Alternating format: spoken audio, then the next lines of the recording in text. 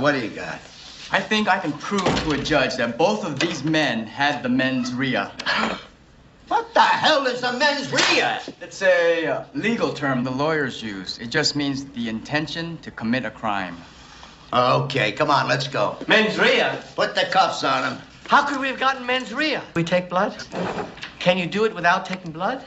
We both use condoms. How is this possible? I want to see a doctor. Can I have an independent blood test? Money! I feel sick. What are you doing? Mens rea! Oh! Oh! My God!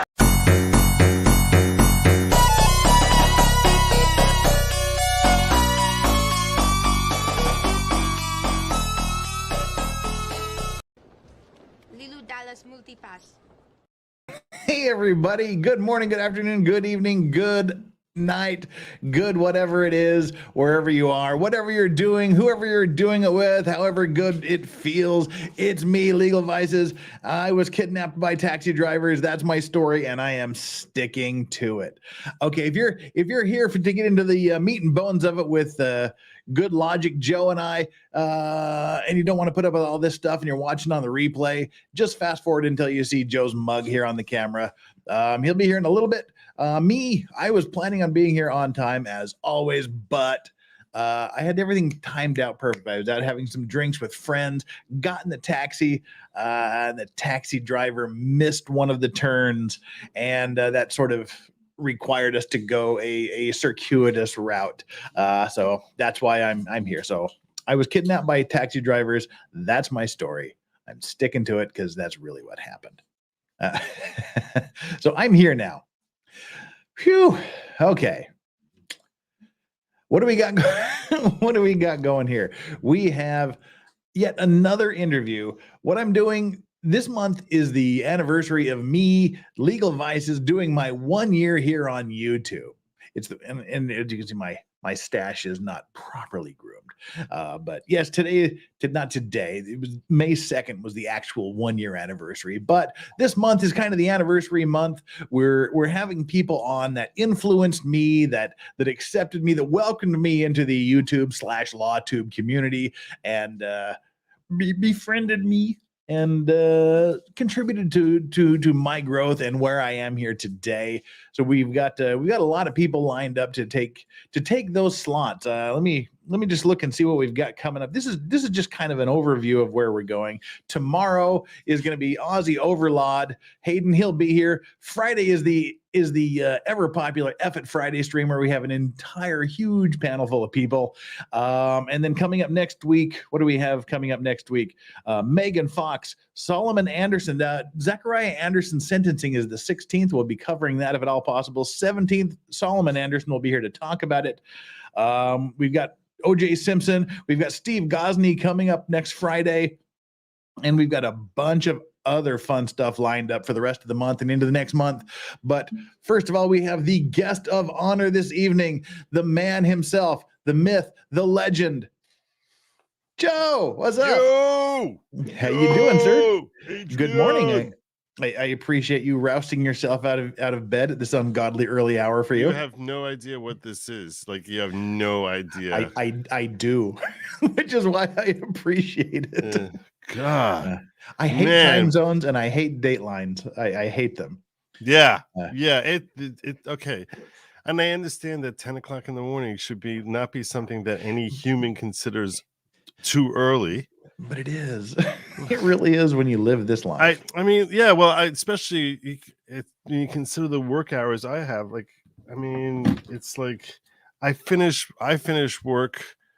You know, I finish work at usually sometime a little after midnight my time, and I can never go to sleep right afterwards. Yeah. And I was actually up till like 4:30 in the morning.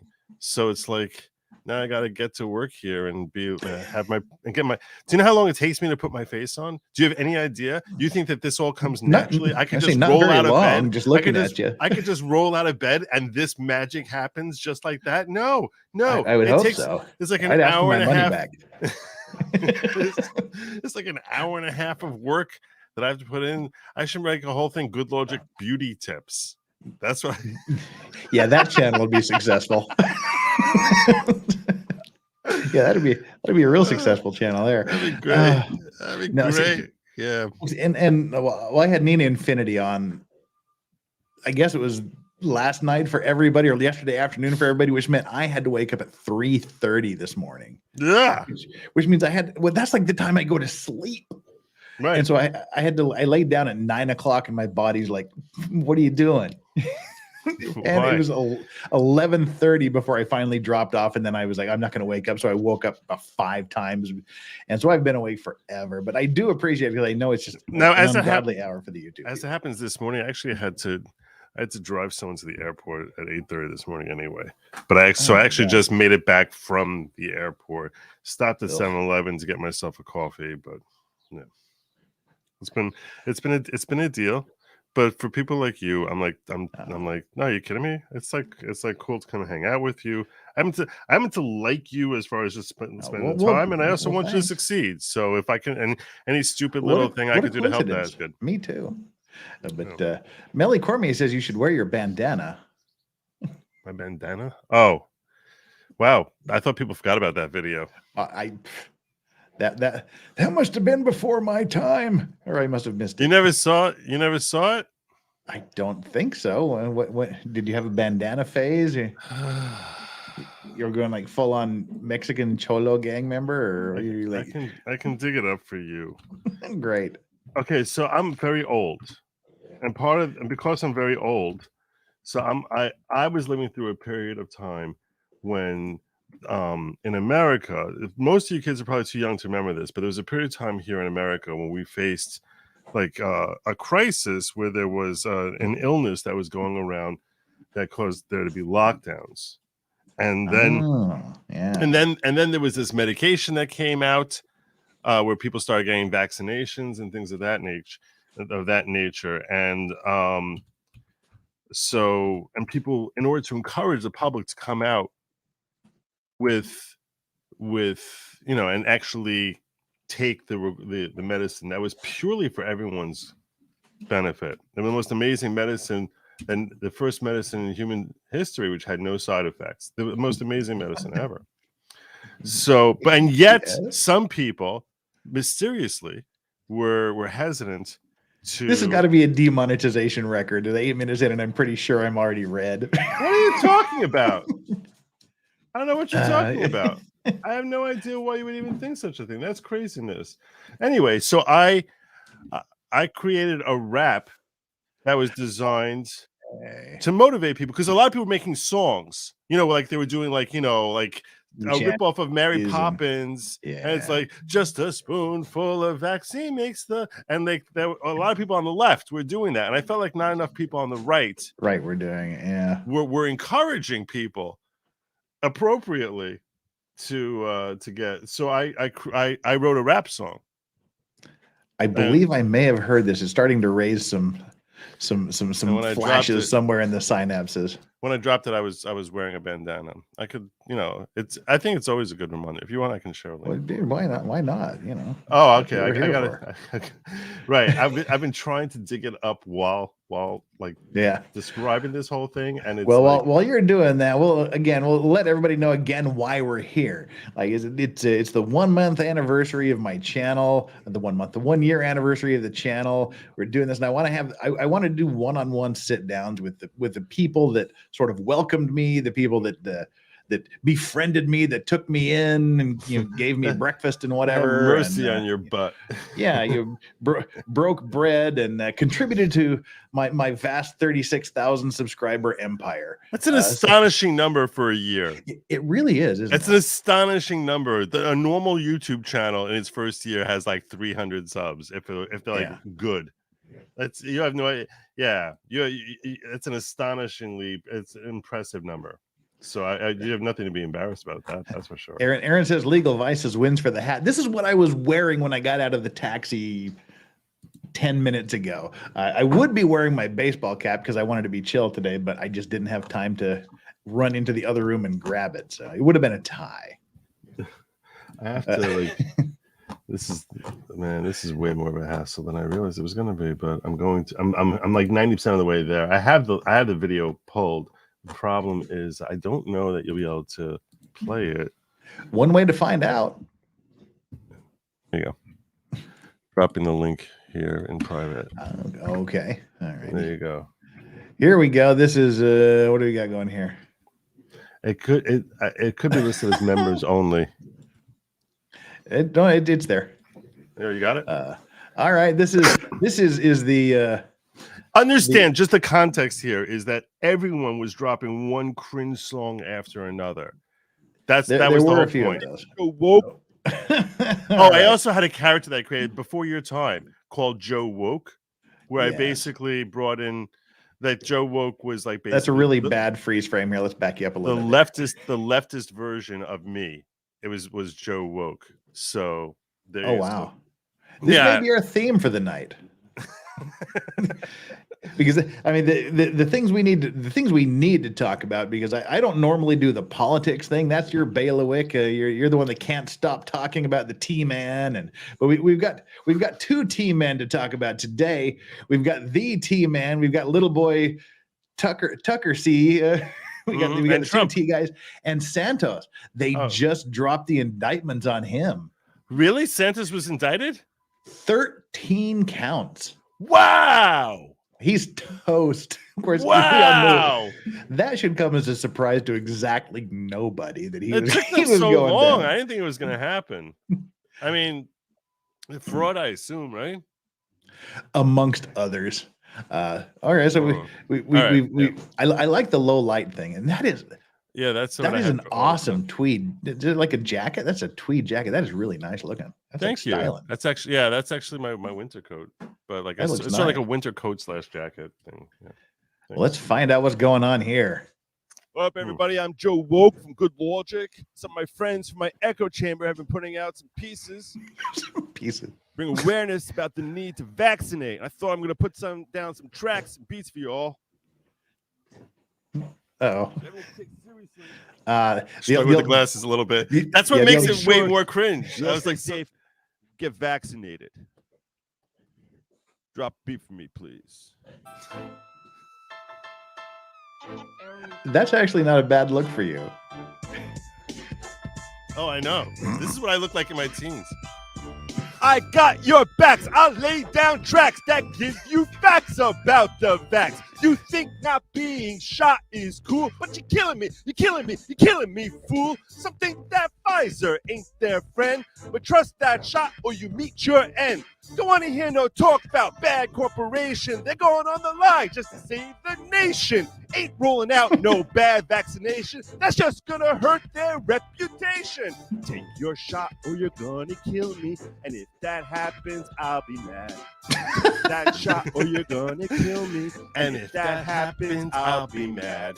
Whole thing started because of big orange cheese. He didn't care if you and me sneeze, but he no longer the White House resident. Now your best friend you can call Mr. President. Been unsanctioned this whole year, locked in our houses, living in fear. Some anti-vaxxers mock and they sneer because they don't see that the end is near. It's all about science. Don't be a dope. Biggest brains in the world are in on this show. Celebs all know it, and you should too. Fauci never wrong. He's Einstein, dude. Take your shot or you're gonna kill me. And if that happens, I'll be mad. It's true. If you kill me, I'd be really mad. Yeah. Cramp your style. If that happens, I'll be mad. The day I was drinking Coke. Won't touch that Pepsi, because they ain't woke. Happened to hear some interesting folk. Got all riled up the more they spoke. One started saying he don't trust Moderna. Goodbye, subscribers. Are gonna burn you. I marched right up, said, I'm gonna learn you, because I got more swag than Tina Turner. Now nice. Got the choice who wanna nice Tina Turner blast. To the doctor, your arm you give. He signed that day, and now we bros. I'll sing my song till everybody knows. That shot or you're gonna kill me. And if that happens, I'll be mad. There's only one more stanza left. Don't worry, it's almost over. And if that happens, I'll be mad. Oh my God. I'm the baddest dude you could ever want to meet. The last thing you want is a kick from my feet. But if you kill me, what I'll do, I'll kick you with my feet while I'm still wearing shoes. It's not gonna be a clean karate where the guy's barefoot because he thinks he's a swami. I'm gonna be a shoe with leather sole. Think that'll hurt? How does I think karate you and know. swami rhyme? And if I miss, which I sometimes do, I'll take another swing with my other shoe. I'll swing my legs like an oscillating fan. Eventually, I'm gonna hit you, man. You're shot or you're gonna kill me. And if that happens, I'll be mad. Take that shot or you're gonna kill me. And if that There you go. happens, I'll be mad. Take that shot. I hope that you're gonna inspired kill you. me. I hope that And if inspired that you to make sure you get happens, proper I'll be mad. medical Take treatment. that Talk shot to your or doctor. you're gonna kill me. And if that happens, I'll be mad. Oh, there you go. Oh, you That didn't get was the mic drop. Yeah, the mic drop got cut off. So there you go. There you I go. got nothing, man. That was way better than the introduction I was gonna do if I would have had time. That's I don't know how that would inspire everyone to get vaccinated. Otherwise, I'm going to kick her with my shoe, and it's going to be a bad thing. It's going to be a bad thing. wow. Make sure. That was actually good. What I was gonna do is do you ever watch Between the Ferns? Between the Ferns? Between Two Ferns with Between Two Ferns. Zach That's what- Zach Galifianakis. Galifianakis. Yeah. Yeah. I was gonna clip the bit that Paula Rudd did when he was like How good are you at masking that you're Jewish? yeah, and then his answer's like, I'm not a practicing Jew, I've perfected it. That's what I was gonna put for the introduction, but Oh, nice. but, Nice. yeah. So there that you was go. way better. Thank you. I'd like to thank all of my 35,000 subscribers for being What? Wait a second. I don't understand. No matter which side of the aisle you're on, that should appeal to you because I'm encouraging people to I'm doing the same thing as everyone else on the left was doing and making a song and spreading the word out there. And if you're on the right, it should be that much. That should be the top of the list of your favorite songs right there. So, But now watch. Joe's going to get a copyright claim and take the 4 cents I'm going to earn from this video. yes, sneaky Jew. Oh yeah, stereotypes incoming. Sneaky. But I do like the rhyming karate with swami somehow. That was pretty Yeah, good. I was having a lot. I was like picturing that, because do you remember what's his name? You ever see the show The League? Yeah. Right. So Yeah. so you know what I'm talking about? The show The Yeah. League. What's the name of that guy? It's John LaJoya. He's the one who La Jolla, plays. Yeah, he's the one who plays like the airheaded one, right? Sure. Do you know what I'm talking about? Yeah, and then that was your character, was it? No, so he Okay, actually, I would say that was a really bad attempt if that was it. No. He happens to be that guy. John LaJoy is brilliantly funny. He is brilliantly funny. If you check out on YouTube anywhere, if you look up his work, and he actually is really good at creating like hilariously cringe songs. So he was really my inspiration there, where it's like basically, What was his name? It was Taco. That was his name. yes, Taco. Taco. There you go. I was like processing like food here. I was okay. The name, his first name is Jon, like not without the H, and then La Jolla is spelled Lajoie. Yeah. There's no H, it's Lajoie. Yeah. And I strongly recommend. Recommend that you guys check him out. I mean, he is brilliantly funny. He has the greatest song in the world. He does some raps where he's like, yeah, he's just genius. He's really, you'll be crying laughing. So, oh God, he was my good. inspiration on that one. What have you been up to? What's going on with you? Oh, I don't know. I haven't seen you since the Anderson trial. Yeah, that took a lot out of me doing these 11 p.m. to 3 or 4 a.m. and then waking up at 8 and going to work and doing it all over again. Mm-hmm. That was an emotionally draining trial too, because I found myself getting just like frustrated, angry, engaged, and more than a little bit personally involved with that. Really? Just because of the family members, Solomon and stuff. Well, like that. yeah, there was the family members, but I mean, it was just such a miscarriage of justice. Right. It was clearly just one of these. Oh, he may have stalked someone, so therefore clearly he murdered somebody. Yeah. Yeah, pretty much. That's what they got. That's what they got. Beyond a reasonable doubt. No Yeah. reasonable person could doubt this. Unanimously decided that no reasonable person could ever question that he's the one who killed that dude. Yeah, clearly. DNA. We don't need no stinking DNA. You know? But see, like they nailed Murdoch on the fact that his phone wasn't moving. And they nail him on the fact that his phone was moving. People, your phones are going to intercourse you up the backside, regardless of whether they're on, off, moving, or still. That's never right. take a nap, never go anywhere, and just walk in small circles around your living room if you want to avoid being accused of murder.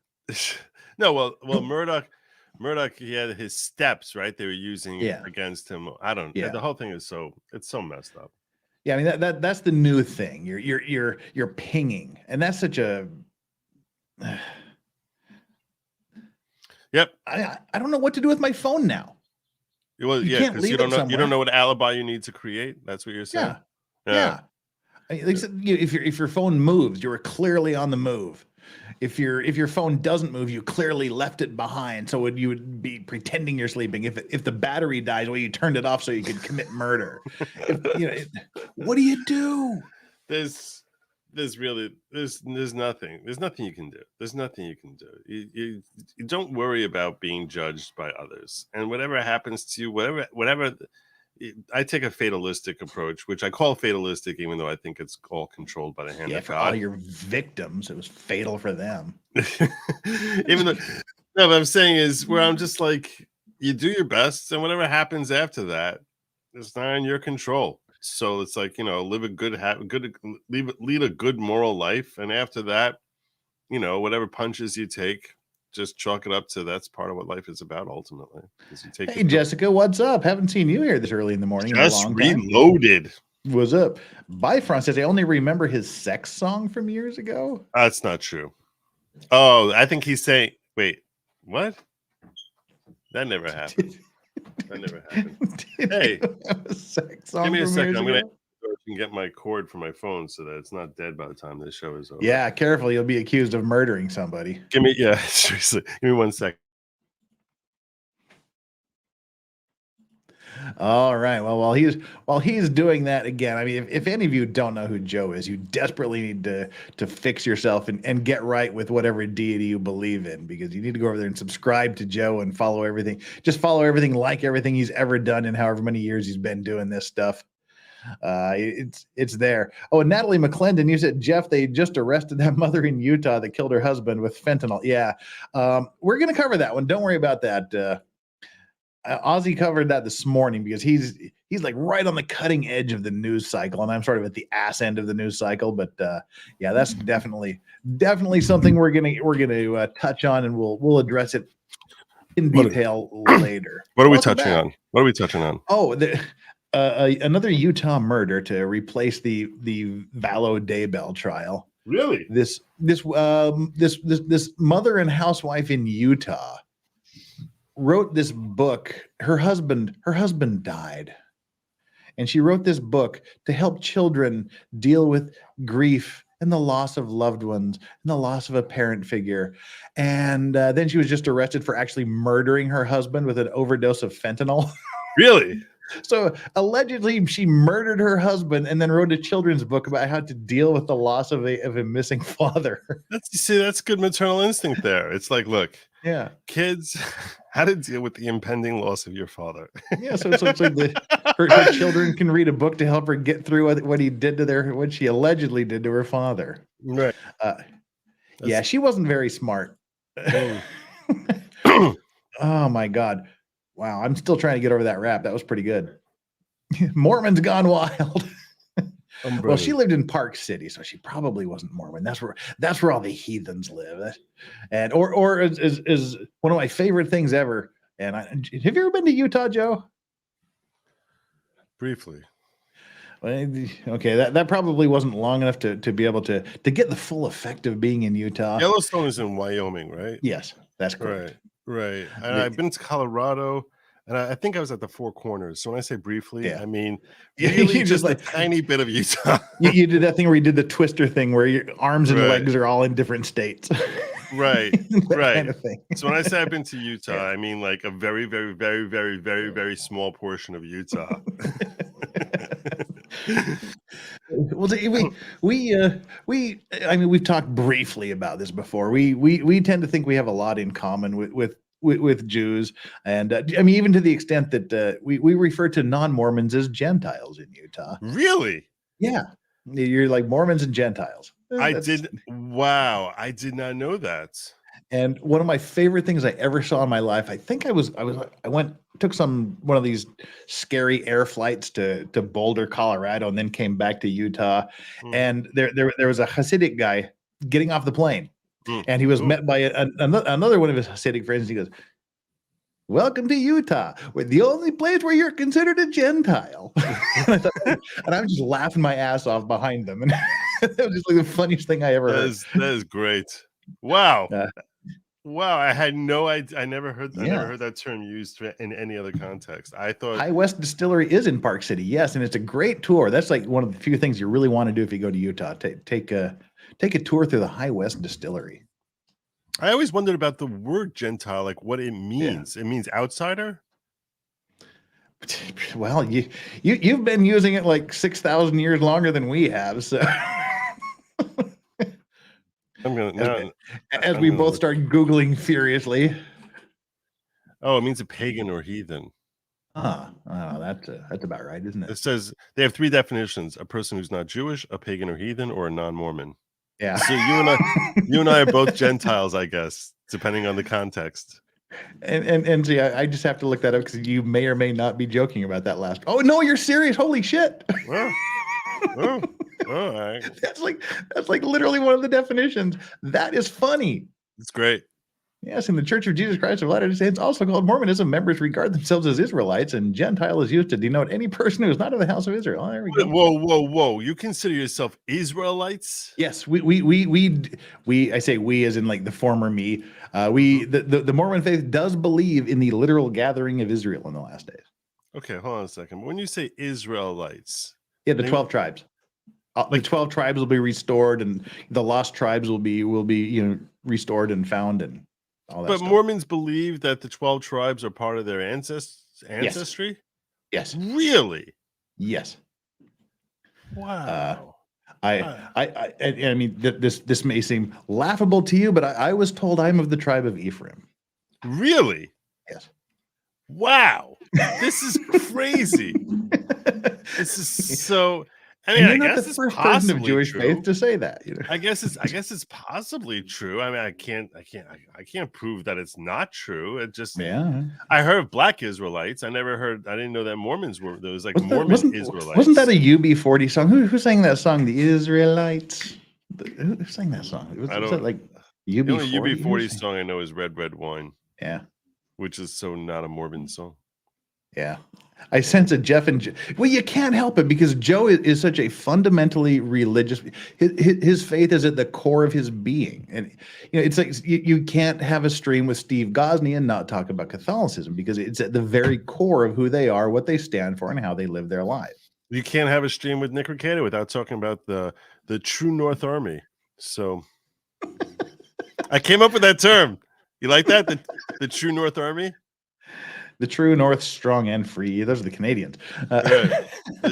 Isn't that a great name? It is. I like that. I was because he started talking. He started throwing that word out there. He started saying, it's because of course you're gonna have all the true. And I said True North Army, and he's like, yes. And it's so fitting because really Canadians are all about that life. So. Oh, the Israelite song was Desmond Decker. It's way off of UB40. All right. Anyway. Still, let's see. But how you doing, Joe? Did you see? I mean, what were your thoughts about the Tucker verdict, the Trump verdict? Oh my God. Well, that was what I wanted to get to right out of the gate, because that's the thing that the entire universe seems to be talking about. Mhm. You know, and I really didn't even pay attention to the trial other than the first time she came out with the allegations, what was it, a year or two ago. Mhm. And as soon as, hey, Stephen Gosney, see, Steve, I hope you heard my praising you. I hope you heard how I praised you and talked about you. But yeah, I mean, it was just, we have a religion talk. All of a sudden, Gosney is somewhere in the just universe. materialized. His ears perk We up, and summoned he's him. like, "I've been summoned." It's like pretty much like a talisman for him. He has no control. Right. That's why Joe and I have such a great time talking. The foundation of faith is essential to our beings, right? And that's the way it should be. Do it or don't. Mhm. That's just kind of it, you know. If you're surprised by that, shake my head. So, but yeah, no. As soon as I heard that they were actually going to trial with this, I just knew what the outcome was going to be when she was contemplating it. Mm-hmm. They have to look for something to get him with, and they did. I thought it's really interesting that they found him not guilty of the rape.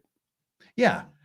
Well, I saw something on the Twitter feeds today, which is like, "Hi, you graped me." No, I didn't. Yes, you did. No, I didn't. Well, I'm suing you. Not guilty. Well, I mean, not liable for graping you, but okay, great. Oh, now you owe me $5 million.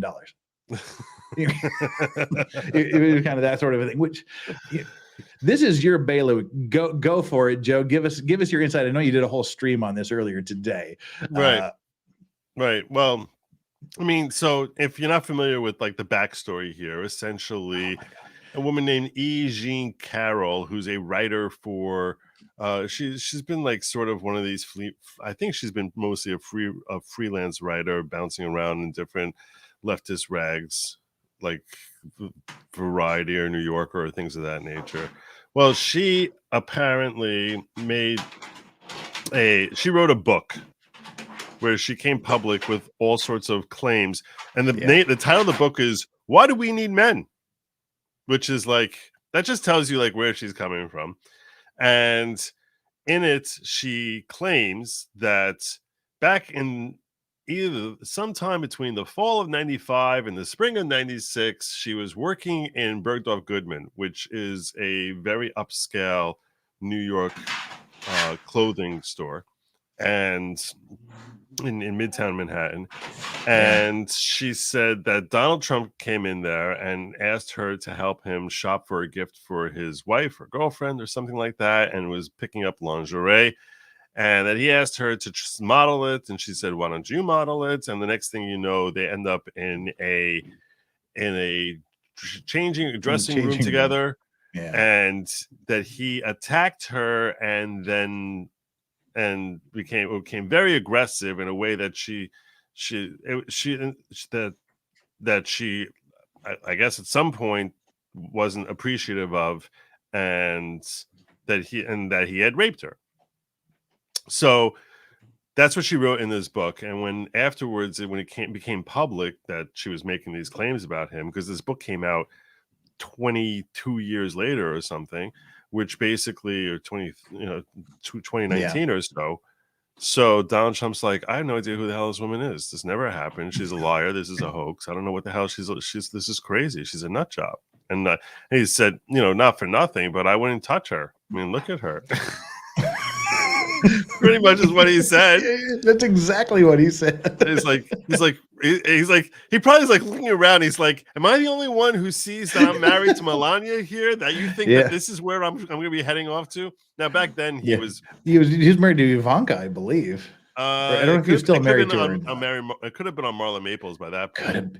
Anyway, regardless of who he was married to, any of the three seems like it was a major step up from that.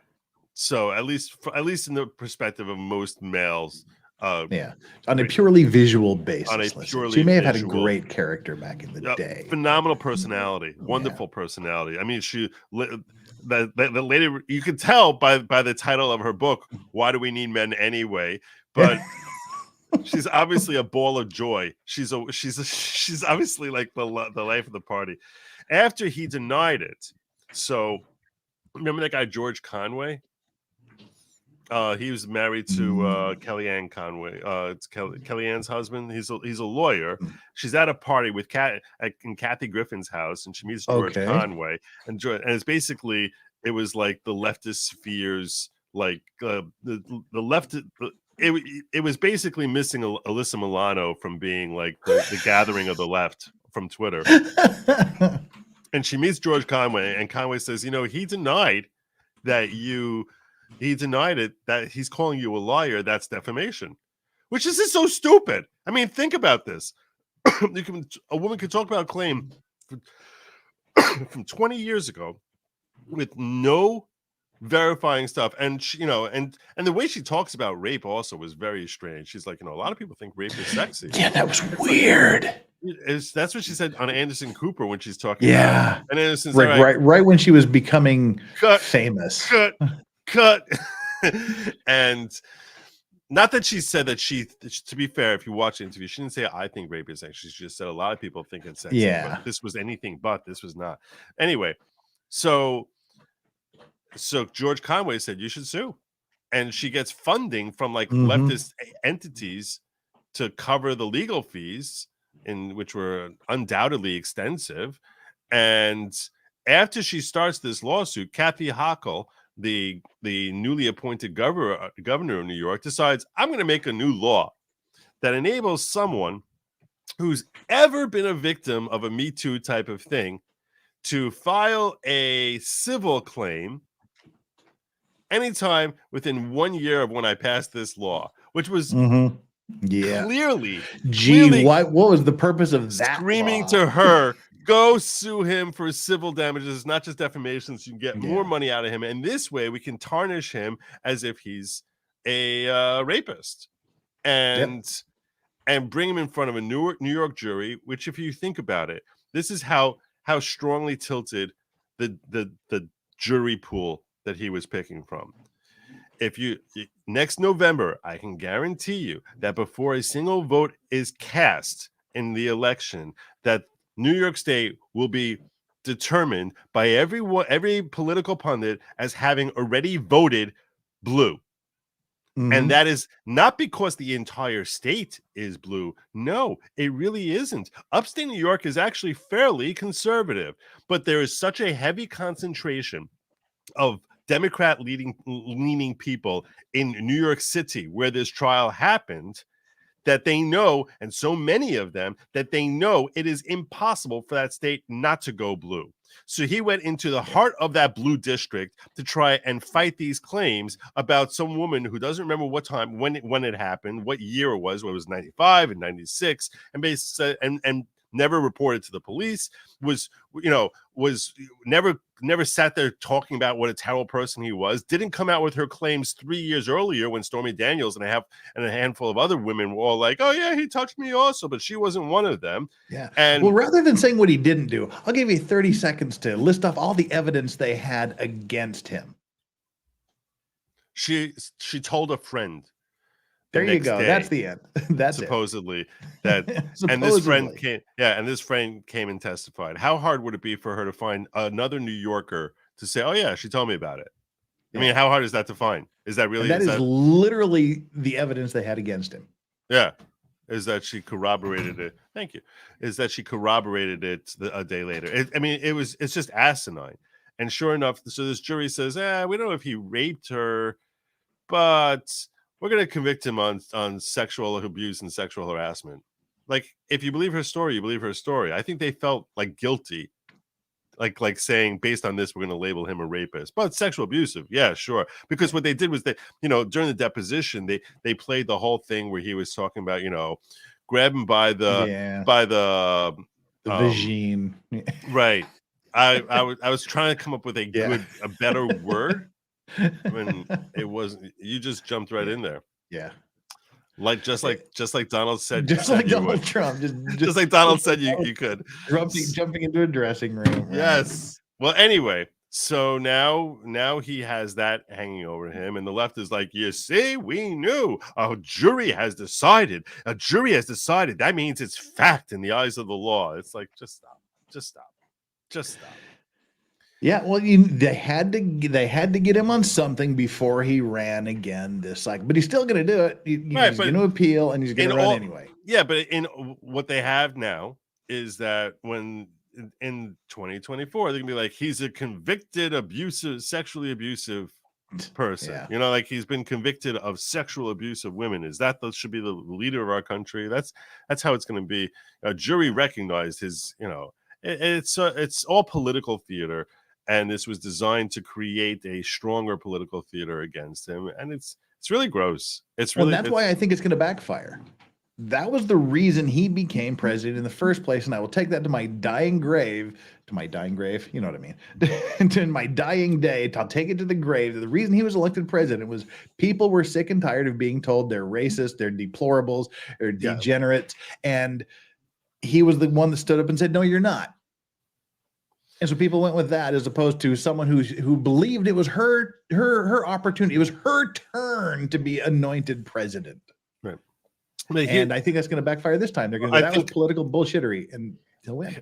Well, I think it's indisputable that a large part of his win was baked into how hateable Hillary was. Yeah. You know, she was just a detestable human being, and easily, I mean, she makes everyone's skin crawl. Even like, I mean, from her husband to no matter how close or far away from her is you basically feel as if you have ants walking all over her as soon as you hear her talk. But I think also, see, I think that Trump was a phenomenal president. I think that his work as president. If he would have kept his mouth shut, he would have gone down as one of the greatest presidents in American history. If he would have shut up, did his job, stayed off Twitter, and didn't say anything bad or much of anything at all. If you would have been a Joe Biden as president, where you just come out every now and then and just read the teleprompter the way it's written and stumble off, he would have been. I mean, look what happened to the economy, the stock market, gas prices, unemployment, everything. But he just can't. He couldn't stay out of his own way. Yeah, he really couldn't. And the problem also is, you know, what does MAGA mean to you? When you hear the term MAGA, what is your mindset of what MAGA is? To me, honestly, to me, it means nothing anymore. Interesting. What did it mean to you? When he in 2018, in 2018, what did MAGA mean to you? When he first rolled it out, to me, it conjured up the prosperity, the post World War II prosperity. Interesting. That let industrialize. Let's make ourselves. Let's bring the work back. Let's bring the jobs back to America. Let's make us the icon that the world looks up to again. Interesting. What about you? I looked at it as a return to foundational American values. But you looked at it as a return to America's financial dominance perspective. Yeah. Because I mean, really, he doesn't have much of a moral high ground to stand on. Right. But so I do more is the idea of America. This idea that we should be the beacon on the hill that people look at. It's an interesting thing that people seem to get very, very confused, where they confuse nobility with success or ability to be a phenomenal leader. Because I'll tell you right now, if you put him and his lifetime and his work and everything about his life and stack him next to John Adams, there is no question that John Adams, the historical figure, one of the founding fathers, was one of the greats of American history, and a terrible president.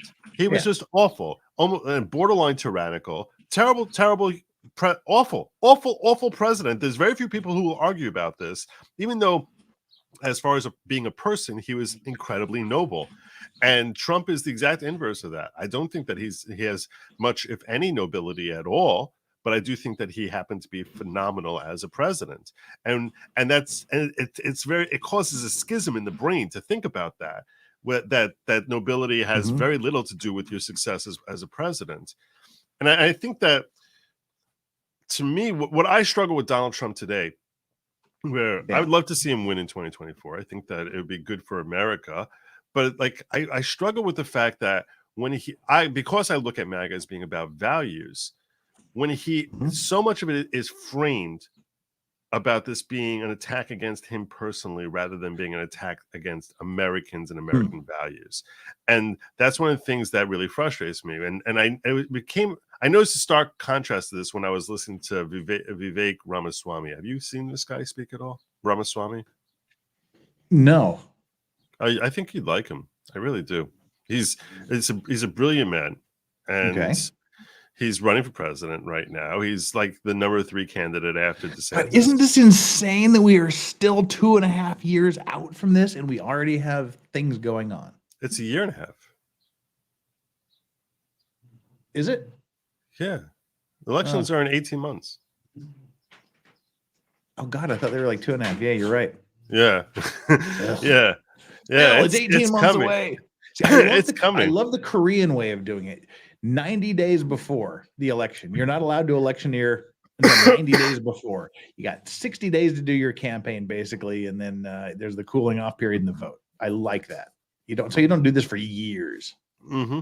It's actually it's a pretty smart idea. Okay, so the guy's number 3. Mm-hmm. And really, and I'll tell you, but what I like about it is he expresses these American values, and he expresses them as American values, not even though he's dealt with personal attacks, he expresses it as American values rather than it making it about himself. And I think that's part of the greatness of Trump. Is also part of the same thing that we look at as being his greatness is also his ultimate shortcoming. You were talking about with tweets. His popularity is because he's so likable. I mean, let's face it. You hear him when he was sitting in that deposition and he's being questioned, he's being deposed by a female attorney for E. Jean Carroll, and she's like, so you said that that's not something that you would ever do. Are you referring to her physical looks? And he's like, well, yeah, there's certain it's not politically correct to say it, but I would never touch that the same way I would never touch you. And it's like, who says that? Who says that? It's like, that's your platform. Vote for me, and I won't touch you. I won't sniff you. I won't get in your personal space. Unless I think you're hot, and I probably think you're not. I won't grab you or smell you. Vote for me. Is that what we've come to? That's your platform. I won't sniff you, and I won't grope you. I won't. Yes. USA. USA. Anyway, I do really like Vivek. I think that he's very intelligent. He's the guy he was the last interview for Don Lemon before he got fired. I hope he got Lemon fired, because otherwise, there was a famous battle between them when Don Lemon is like, you can't, I don't know, whatever race you are, like, because Vivek is Indian, and he's like, but you can't talk to me about what black suffering is, or why we had the war. Nice.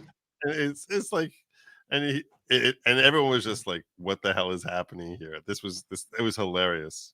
It was great. See, in a way, I love my position here in Korea, where I'm literally a man without a country. Mm-hmm. What happens in America politically doesn't really affect me. Well, it'll affect me when I retire and go back home, but it doesn't affect me. And then I have no say in what happens here because I'm not a Korean citizen.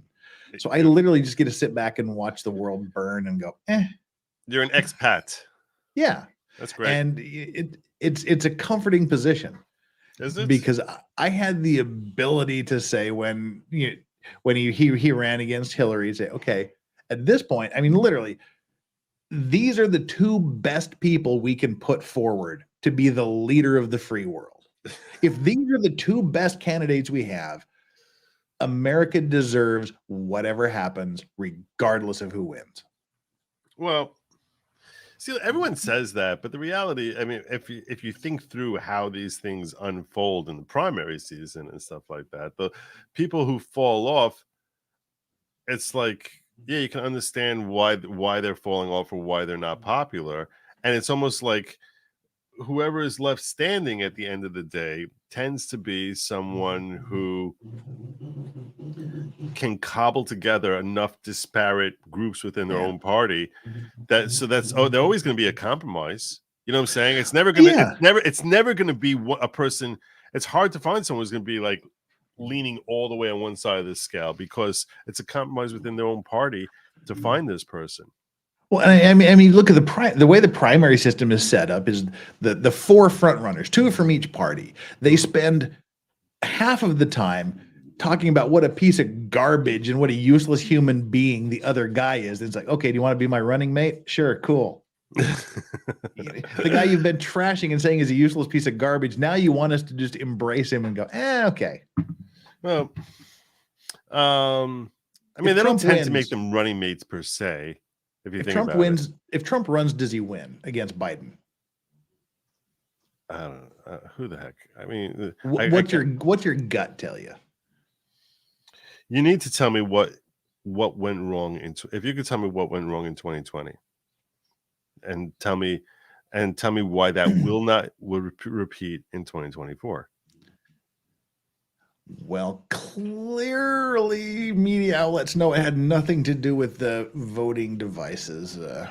Clearly it had nothing to do with that. Okay. Whatever. Okay. Let's assume you're in the camp that YouTube wishes doesn't exist. Mm-hmm. Tell me why will that be different in 2024? I think there's enough Democrats that don't want Biden to be president. But if you're telling me you're in the camp that YouTube, thinks are conspiracy people, so in that case, why should you not think that we're going to see a repeat of that in 20? Tell me what is going to happen that we're not going to see a repeat of that in 2024.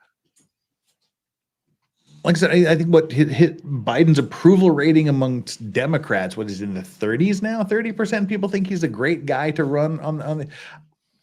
You can't tell me that because everyone admits there were 150 million people or 150 million votes cast, and every one of those votes was a referendum on Donald Trump. Nobody was voting on Biden. Everyone was either voting for or against Donald Trump. That's what the last election was. We know that. So we have to assume the next election, if he's in there, it's basically going to be every vote that's out there is less about the crap job that Biden's doing, unless you're saying that Biden has done such a terrible job that which is possible. I mean, it's a fair argument. It's a logical argument, but unfortunately, reason tends to give way to emotion in America in 2023, particularly on the left. So, you have to ask yourself, I mean, listen to them say that claim that the economy today is great.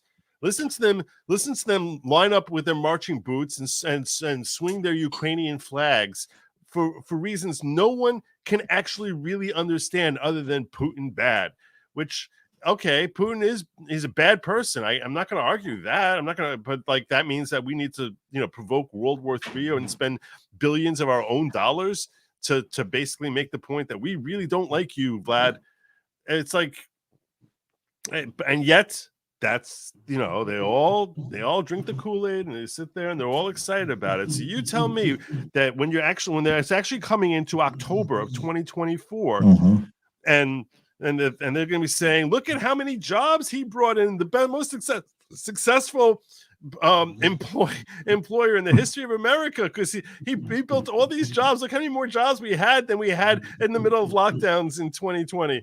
So when you're basically saying, and it's going to be the start of nuclear holocaust, and our country is going to wilt to Putin and he's a convicted sex abuser and all that stuff happening there, that they can't and he's a Nazi and he's a fascist and all this other stuff. I mean, I can't. You have to sort of picture how people will be feeling. And you're asking me how I think it will play out. So you have to sort of picture, okay, how will people be feeling when they're actually casting their ballot by mail in October of 2024? Well, see, I mean, the one thing I can think of is they've said everything they can possibly say. There's going to be no more October surprises. What could possibly be an October surprise unless they found like literal bodies somewhere? I mean, they've thrown everything they can think of at him for 10 years. And here's why it feels silly to try and analyze it, because if you tried analyzing the 2020 election 18 months beforehand, that's before COVID. You're still 6 months ahead of COVID dropping on us, 9 months ahead of COVID dropping on us. I mean, think about how that changed the whole landscape of the election. So as far as trying to predict it, I can be gloom and doom and say, hey, we're gonna run into similar troubles in 2024 that we had in 2020. The best response to that is, well, states have become, ever since that debacle, states have become far more strict about their election laws and things of that nature. And there was a lot of election reform that happened in 2021 after what happened in 2020. So maybe that'll give you some enthusiasm. That'll be harder for that. There's going to be more transparency of integrity and things of that nature. But I mean, maybe. But again, there's so much we don't know. We really could be in a hot war with Russia in 2024, and how will that affect people? I doubt it. I can't see major powers. A hot war doesn't mean nuclear conflict necessarily, because neither side might, everyone might. I mean, a nuclear war will never happen amongst superpowers because we understand. And if any minor country decides to do something stupid, then everyone would turn that particular section of the world into just a sea of glass instantly, I think. You're confident about that? Yeah. I don't know what you're rooting that confidence in. The basic fact, I mean, it goes back to the old Sting song that I hope the Russians love their children too. Yeah. Whoever it is, Chinese, Russia, America, the superpowers. In America, there's a growing feeling of hysteria, conditioned to respond to all the threats and the rhetorical. Yeah, it's that thing where we know that it's a no-win situation. It's a mass extinction event if one person does something stupid. Yeah. But if some other minor country decides they're gonna do something stupid, which I don't think they will. It's like a lot of people talked about the Kims in North Korea. They can't figure out that an individual with a penis is not a woman. And you're telling me that we have sufficient common sense to never to never go down that road. It's like when common sense is basically right out the window. Yeah, maybe I have more faith in humanity than you do. But I believe that humanity has potential to be amazing. I just think that we haven't really seen a great display of that over the last couple of years. My grand end of things says the World War III has been going on for at least 25 years. It's an economic war, and China has already won, and we just don't know it yet. Who says that? I do. China owns so much of the entire world's debt that really all it takes is them to call in the chips, and we're all screwed. What do you think would happen then? Let's imagine next week China says, you know what? We're done being money lenders. Pay up now. Then what would happen? Let's play it out to the next step. We don't have the money. Okay, now what? So it would just be economic collapse. There would be no more loans, no more floating things. They own all the property. They control the Panama Canal now. They could make things a living hell for people financially. How? Because let me ask you this. Because what I foresee is that at a certain point, America's gonna be like, you know, the money. Like, we're not paying it. That's what, because they're not going to be able to pay it, right? I mean, they're not going to. What are we, 35 trillion in debt at this point? And remember when Reagan was just pilloried and was crucified because he let the debt get to $3 trillion. And now that's like our first day overdraft is $3 trillion. We were trying to raise the debt ceiling by $3 trillion. I'm telling you right now, I don't see how we're ever going to pay this debt off. Eventually, so eventually, what's America going to do? I think eventually America will be like, "Yeah, we're really sorry about that. Hope you can forgive us, but yeah, we're negotiating." If you owed someone $500,000, right, and you didn't have the money to pay them. So if anything, you might negotiate like a payment plan and say, okay, look, we're going to cut that number from $500,000 because you're never seeing $500,000. Let's face reality. Yeah. We're going to cut that number down to $100,000, and I'm going to make payments to you in X amount over the next 5-10 years, and that way you get some taste back on it. But that's the way we're going to resolve this debt. That's ultimately the same way that's how negotiations would happen if someone came to me and they were suing my client. So why wouldn't that ultimately happen here? I'll just recruit Patrick Swayze, and we'll create an army called the Wolverines, and we'll make it all better. Nice. Hopefully, Sly Stallone is still in shape at that point, and he can basically go full Rambo. Yeah, we'll just go Red Dawn on everybody. Love it. Well, there's got to be a way out of this. I mean, some way. I mean, frankly, if I was someone else and I was looking for an opportune time to invade the U.S., it would be now. Why? It would be because Does you figure they haven't figured out the uniforms for the True North Army?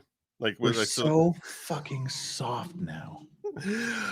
Hard times make tough men. The tough whole men make soft times. Drag queen Navy recruiting, for fuck's sake, Joe. Yeah. You saw that contrast of the promotion for the Russian army versus the American army. No, see, that's what I said back during the Obama days. We've got him bowing to Saudi princes, and then we've got Putin, love him or hate him, he's riding a freaking horse, shirtless down a river, going and like, who is Captain Testosterone and who's the soft underbelly? It's the image. Yeah, it's true. I mean that Navy recruiting thing with the drag queen. Yeah.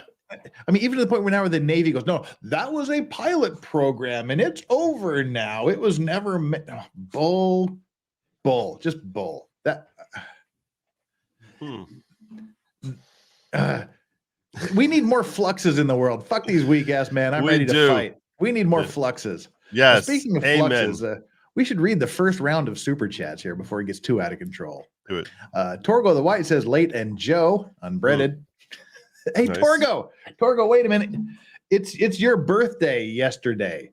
I told you that if you reminded me, which you didn't do, I would do a shot.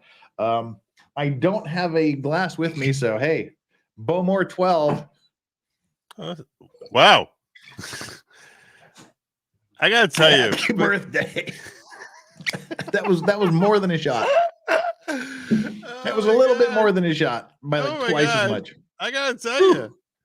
You downing a thing of Bowmore, wearing that hat with that mustache, you just had to like be sitting in some rustic setting, and I feel like I was watching some 19th century. Well, that would be the larceny. You got to do that, the larceny bourbon. Yeah, I feel like you're about to accuse me of like hiding a couple aces up my sleeve and pull out a 6-shooter on me. Go all Alec Baldwin on your ass. Seriously. But you would approve. Like I said, I was out with friends and I was enjoying a lovely, lovely bottle of Kalila with my friends before I came home. So, what is Kalila? The Kalila. As you would call it. As you would call it, yeah. Is it really pronounced Kalila? Basically, yeah. How do you know this? I've been mispronouncing it for the last year. So you've tried Kalila. Oh, I love it. Yeah, I love it. I'm a huge Isla Scotch fan. Beautiful. I didn't know any other human who actually has imbibed on that. I call it it's the nectar of the gods. Okay, Scottish people in chat, Kalila or Kalila? Scottish people unite, educate us. I want to see if all my Scottish friends have been fucking with me. It's gotta be Kalila. That has to be. I cannot. All of my Scottish friends say it's Kalila. So really. And only the ones that I actually know are Scottish are allowed to answer. What are we saying here? Not Kahlua. Jesus. No, God, it's two words. Isla, the first word is the island. Islay. That's Isla. The island is Isla. It comes from Isla. Right. And you just said it properly, so I don't know why it changes to Ela when you're calling it when you're referring to the drink. It's two words. The first word is CAOL. Yeah. And the next word is ISLA. So, well, we can do it the old-fashioned way. Are you going to play it so we can hear? Abso-freaking-lutely. Let's.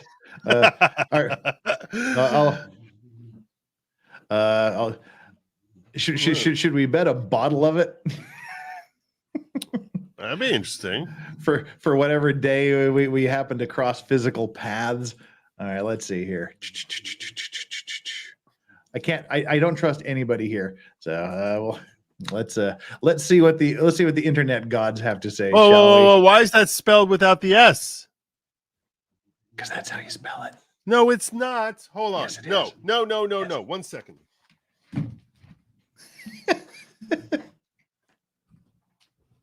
He's going to get the bottle.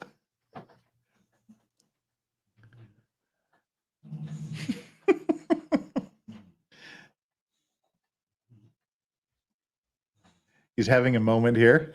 He's got to run and grab his bottle. Squid Pro Quo says, I just realized I was unsubscribed from your channel, right? So again, I always say this, whether it's to Joe or whether it's to me, if you think you have subscribed to the channel, please make sure you are still subscribed, because YouTube for the last 6 weeks has been intercoursing me straight up the backside without the benefit of lube, and they've been just chomping away at my subscribers. And I think I've broken out of that now and we're increasing again. Yes, Joe, what have you found? Have you had a revelation? Someone switched his bottle. It's not the real bottle. Someone switched his bottle. Somebody switched the label on my bottle. This never looked like this before. What? How is that possible? How have I read this with it? Every time I've spelled it, I spelled it with an S every single time. That's well, ridiculous. Let's see what the internet gods have to say. Oh my God, this might be Kalila. Oh my God. That looks much more like Ela than if you put the S in there. Oh, come on. This is a French guy. We're not going to listen to a French guy pronounce it. Oh my God, no. All right, hang on. There is like one guy. There is one Scottish guy that pronounces all the names. There we go.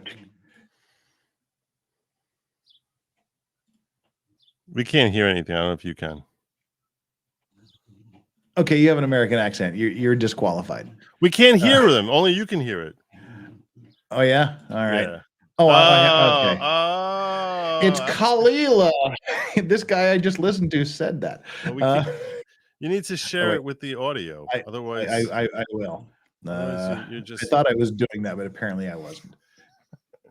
So you I wonder why my subscribers are dropping off, huh? Seriously? All right, here we go. Kalila. Ah! How many people get this wrong? I've even seen professional speakers getting this one wrong. Ah! Because it's on. Okay, but we can still argue he has an American accent, so he doesn't matter. Okay, this is the guy. This is a genuine Scottish guy here. Kulila. Oh,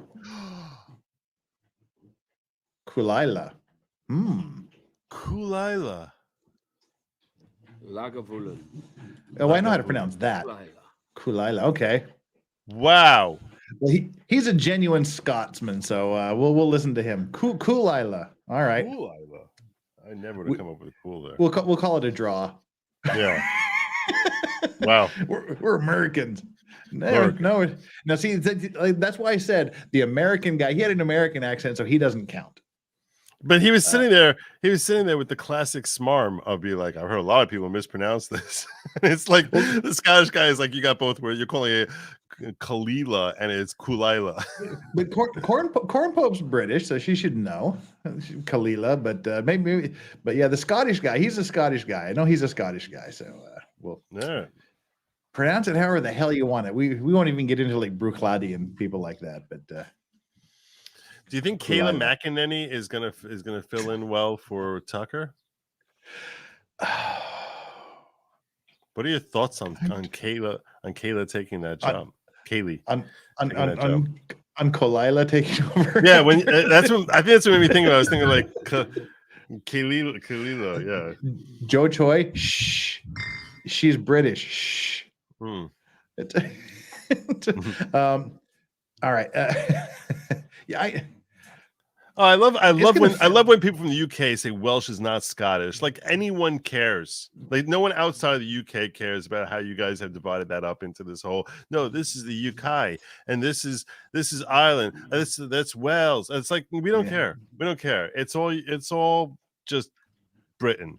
It's all Britain, even Ireland. And we know you guys are killing each other for centuries over it. No one outside of that region cares? See, now Skylar the creator says Kalila, and Skylar is kind of like the island of Skye, which is in Scotland. So I'm reaching for it. Anyway, I don't think it really matters. It's really delicious Scotch, regardless of how you pronounce it. It is the As most Shakespeare amazing Scotch said, a ever. rose by another name would smell as sweet. Amen. So you had that drink and you thought of me because I've been I sitting did. here. I was thinking, oh yeah, This is Joe's drink. because I do like the however you want to pronounce it drink. See, now I've got to really deep dive into this because I so desperately want to be right.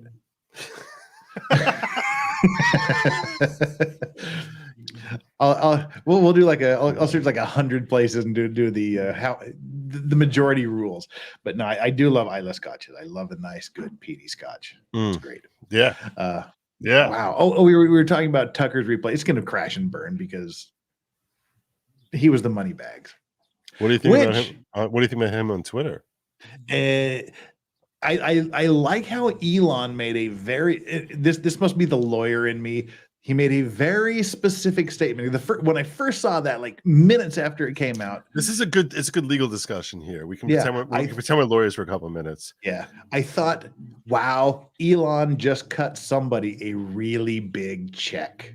What did he say? Well, I thought he denied that. That's the lawyer thing. He said, we don't, to paraphrase, he said, we don't have any written agreement in place. It's that word written. He could have said, hey, tell you what, Tuck, here's a bajillion dollars. Come to me without a written agreement. What the hell does a written agreement for money mean to Elon Musk? Nothing. Well, this is a guy who watches a $3 million rocket ship explode, a $3 billion rocket ship explode and go, that was a success. It got off the launch pad. Yeah. What does he care about throwing a huge ton of money at people? But I think it's interesting that he went to, and the statement that Tucker made, Twitter is the last bastion of free speech on the internet. I don't really know about that. I know lots of people that still get nuked from you, but it's like tell that to Alex Jones. Yeah, it's a change. Wouldn't you just love to be Elon for a day when like literally the entire earth is just your toy? Someone upsets you, so you buy Twitter. Yeah, it's probably pretty cool, but I see. Here's the thing: that contract would not be for Elon's benefit. It would be Tucker would be demanding that contract so that he knows he's going to continue to get paid unless he's already been front loaded the money. It could be that in theory, Elon said, "All right, look, I want you to make." Jillian N says Elon Musk produces kids from a one-night stand and doesn't care. Exactly. Yeah, it could be in theory. If you think about it, Elon Musk literally could have said, "Here's $100 million. I really want you to make Twitter your home." Yeah. And Tucker's like, "Okay, cool. I'll do it." And now he's on Twitter. He feels like it's the honorable thing to do to help promote Twitter and do that. And there is nothing in writing. And in that sense, if all the money was front loaded, Elon wouldn't notice it. And Tucker would be like, "I'm good to go." Yeah. And written agreements can happen later. I thought it was very interesting that he said there's no written agreement in place. That's a good pickup by you. Well done. And Mod Flux was reminding me to read the super chats. Oh, hey, Flux. Nicholas Staroff, Trial Watch says should be illegal to work the day after a day off. Exactly. I could not agree more. David Nelson Santos, the Jew-ish. Yeah, we're going to talk about him and the charges against him in just a minute. Yeah. And as Joe learned, Mormons are also Jew-ish. Ian Mack, thank you so much for the super chat. What did we do to deserve this? I don't remember cursing out a bunch of nuns. Yeah, you get the best of Joe and the best of me, I guess. Flux, why don't we have an album yet? This is back on your rap. Mocha Dick Poon, XOXO, fully adjustable, blow for freedom, and as always, pants are prison. Love you, Flux. You're the best. Deborah Breeden, thank you. Joe, I was inspired seeing you and Gosney on stream. I got the law cards. GetLawCards.com. /vices. That's where Right. you go to get your law cards. And a lot of people might not know what they are. I have them right here, actually. I didn't sign them yet because I actually have a mistake on one of mine because he took my perm stream that he thought was on Halloween. But check this out, okay? I just want you guys to know. I was surprised. Those signature cards are really thick. Those are solid cards. This is what it is, and it's hard. Yeah. So they're about these are 3 times the thickness of a credit card. They're really good cards. Yeah, it's much thicker than a credit card. And getlawcards.com/vices. And I'll share with you one. I've signed 3 of my 20 or however many I've got, 40 or however many you sent me. So I'm trying. That's my weekend project. I'm trying to figure out what to do with this. It's gonna be like a misprint. It's gonna be worth $1 million. Later. That's what I was thinking. Look at that. If you get one of the misprints. Oh, that's and see, that was the very first stream of yours I saw. Was it really? Yeah, that's wild. Because so you got a flavor for me right off the bat. Because I was talking to Andrew, and then I remember just like flipping through and seeing this Nick and Andrew just going, cut it, get off, Joe, stop. And okay, this is awesome.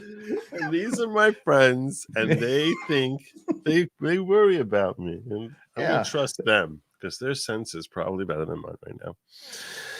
Well, thank you, Deborah. I appreciate that I can ever play any sort of inspirational role for someone. That feels awesome. Please consider a conversation with Steve on 2 Chronicles 20. I don't know what 2 Chronicles 20 is. 2 Chronicles. Yeah. What the heck is what is that? New Testament. That's in the New Testament. I don't. Yeah, okay, yeah, my knowledge of New Testament is practically non-existent. Viking Vet. The ladies' book reminds me of the OJ if I had done it. Lamau, book sale security, I guess. Yeah, the Trump accuser. Yeah. Oh, by the way, speaking of that, you know that when I had Nick on the other night, we had a lengthy biblical debate. Did you see that? No, I didn't. I saw like the first 20-30 minutes of it. Yeah, no, the last 45 minutes to an hour, like we were like arguing with each other about religion. It was a healthy argument. It was like we were talking. Someone sent a super chat asking if there's such a thing as objective morality, and he and I went. I believe yes, absolutely. So he and I went blow for blow on that, where he said no and I said yes. No, I don't believe in ethical relativism. There's right and wrong. Mm-hmm. I agree with you on that. Yeah, but I mean. Gee, Dad, see, look, I'm going to use that philosophy degree you didn't want me to have. I'm a Platonic forms guy. I believe there are absolutes out there, and it's how we perceive them and how we interpret them.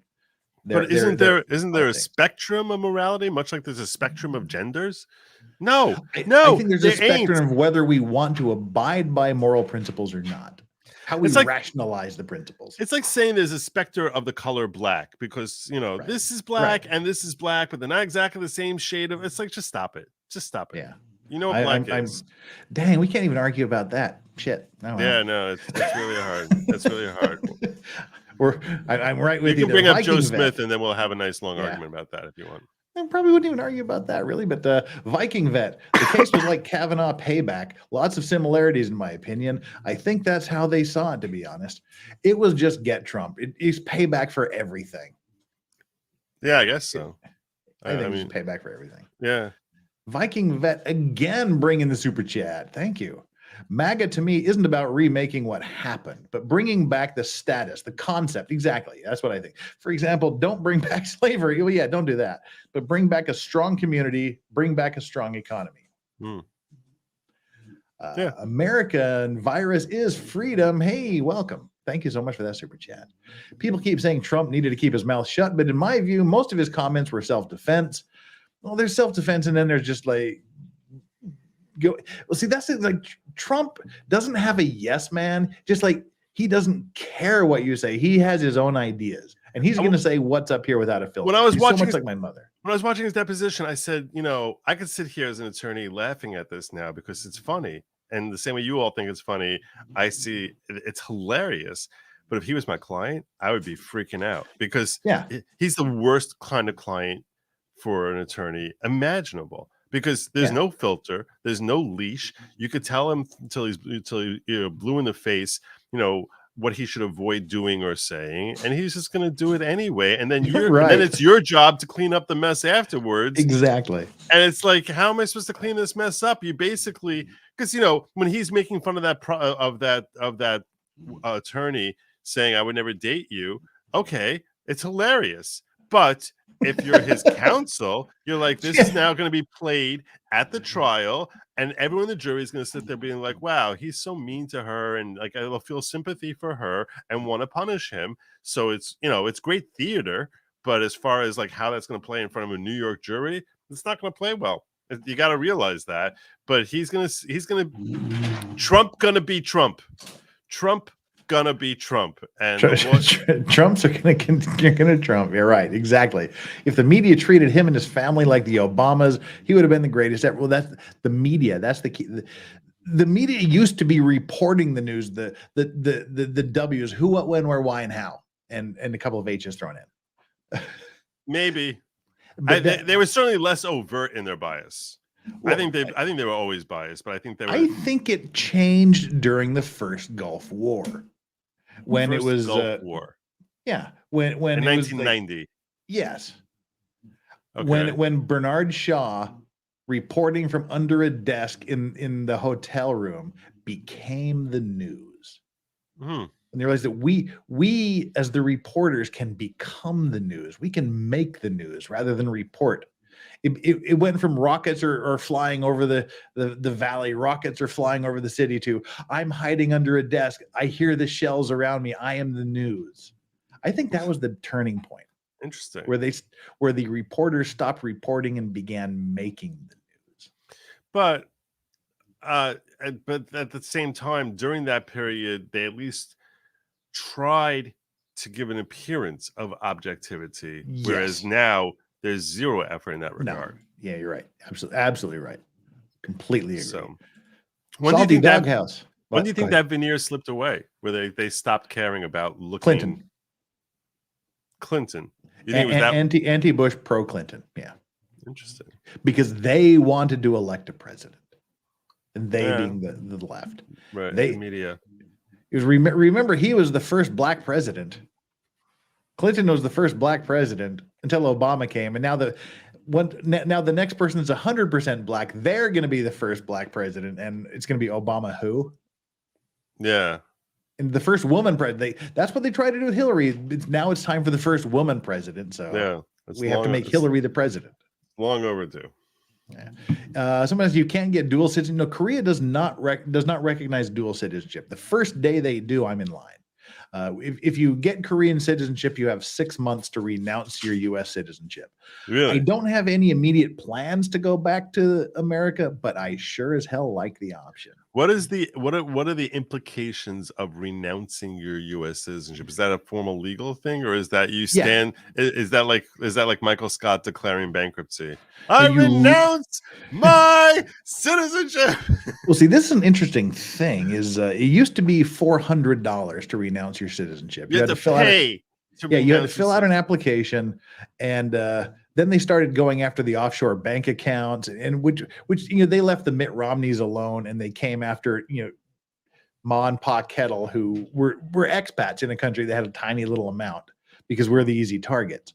And a lot of people said, well, screw it, I'm just going to give up my American citizenship solely on basis of tax, and they upped the price. Now it's about, I can't remember exactly what it is, but if memory serves me, it's around $2,000 to file the application to renounce your citizenship. Wow. And you have to go to the local embassy. You have to do this whole I renounce my citizenship. They give you a big lecture about how you can't get it back. You become a foreigner. You have no more rights than Joe Schmo from Zambia. It wouldn't be Joe Schmo. It would be Nakunta Mamata from Zambia. Joe, yeah. you have no, and you have to go through this whole thing. Am I wrong? You're right. Where you have to renounce, and it's a whole formal process. But they're even making money now off of people not wanting to do it anymore. What?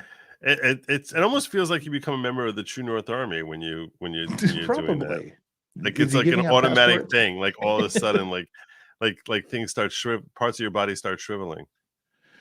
Joe, do you mind if we've reached our little secret threshold with super chats to unleash the dog cam? Do you object to sharing a cam with a dog or two?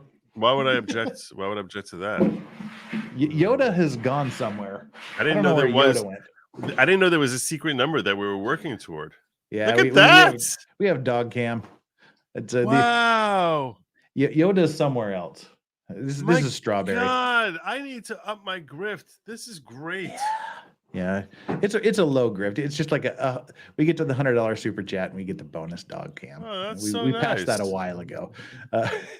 Oh wow! Flux says it's hard as a soldier. We give so much to have the right to vote. Now I'm with Megan. Fuck voting. It legit doesn't matter anymore. They won in 2020 and we'll never get it back. They figured out how to win. That's kind of defeatist, but it is groundless defeatism. I mean, it's defeatist. I do think that changes to the voting laws could really help a lot. I'll tell you that the other thing is a lot of what the left does that bothers people on the right with respect to these November issues is actually legal. And that's what's so frustrating. In other words, there are states that allow you to go into a nursing home and collect signatures on ballots and basically submit 50 ballots. Some states permit it, some don't. But in the states that do permit it, why is it always the Democrats, the ones who are doing it, rather than being Republicans? Why can't Republicans use the exact same legal tactics? I'm not encouraging anyone to do anything illegal, but in states that allow you to ballot harvest, why don't we see any Republicans doing this anywhere? Like that just doesn't happen. But you'll see stacks and stacks and stacks of all these, hardcore voters.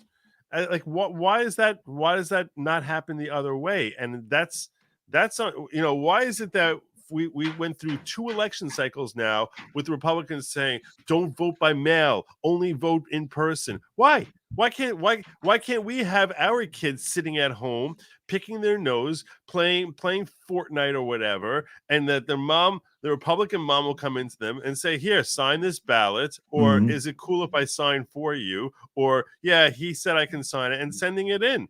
And why is it that and mailing it in rather than trying to convince him on election day that he needs to go out to the ballot booth and vote? Why is it that we're not taking advantage of these things in ways that are legal instead of fetching about it on and on like it's so not fair, it's not right? At least we should be trying to rival their tactics rather than just saying, well, what can we do? What we could do is do what they're doing. Well, that's the problem with the right. The right is sort of the old school. We're not going to dignify this with a response. It's beneath us to comment. And I've just identified myself right. I was talking about this last night. I am pretty much the textbook definition of a real libertarian. I'll pay my taxes, pretend to fix our roads, and pretend to educate our children, and just leave me alone. Okay. Just leave me alone. So now I need to ask you a question. Yeah. Because I heard a woman who identifies as a libertarian saying that if you're a libertarian, you should not care about kiddie drag shows. And if you're saying otherwise, you're not a real libertarian. And I was like, that's not my understanding of libertarianism. No. In fact, that's but how would you explain? I assume that you are against that. Would fall under under what you were talking about, or the ethical and moral absolutism. That goes beyond politics. That's a human decency thing. I don't care if I've been to some amazingly just camp, wonderful, funny drag shows. All adults, by adults, for adults.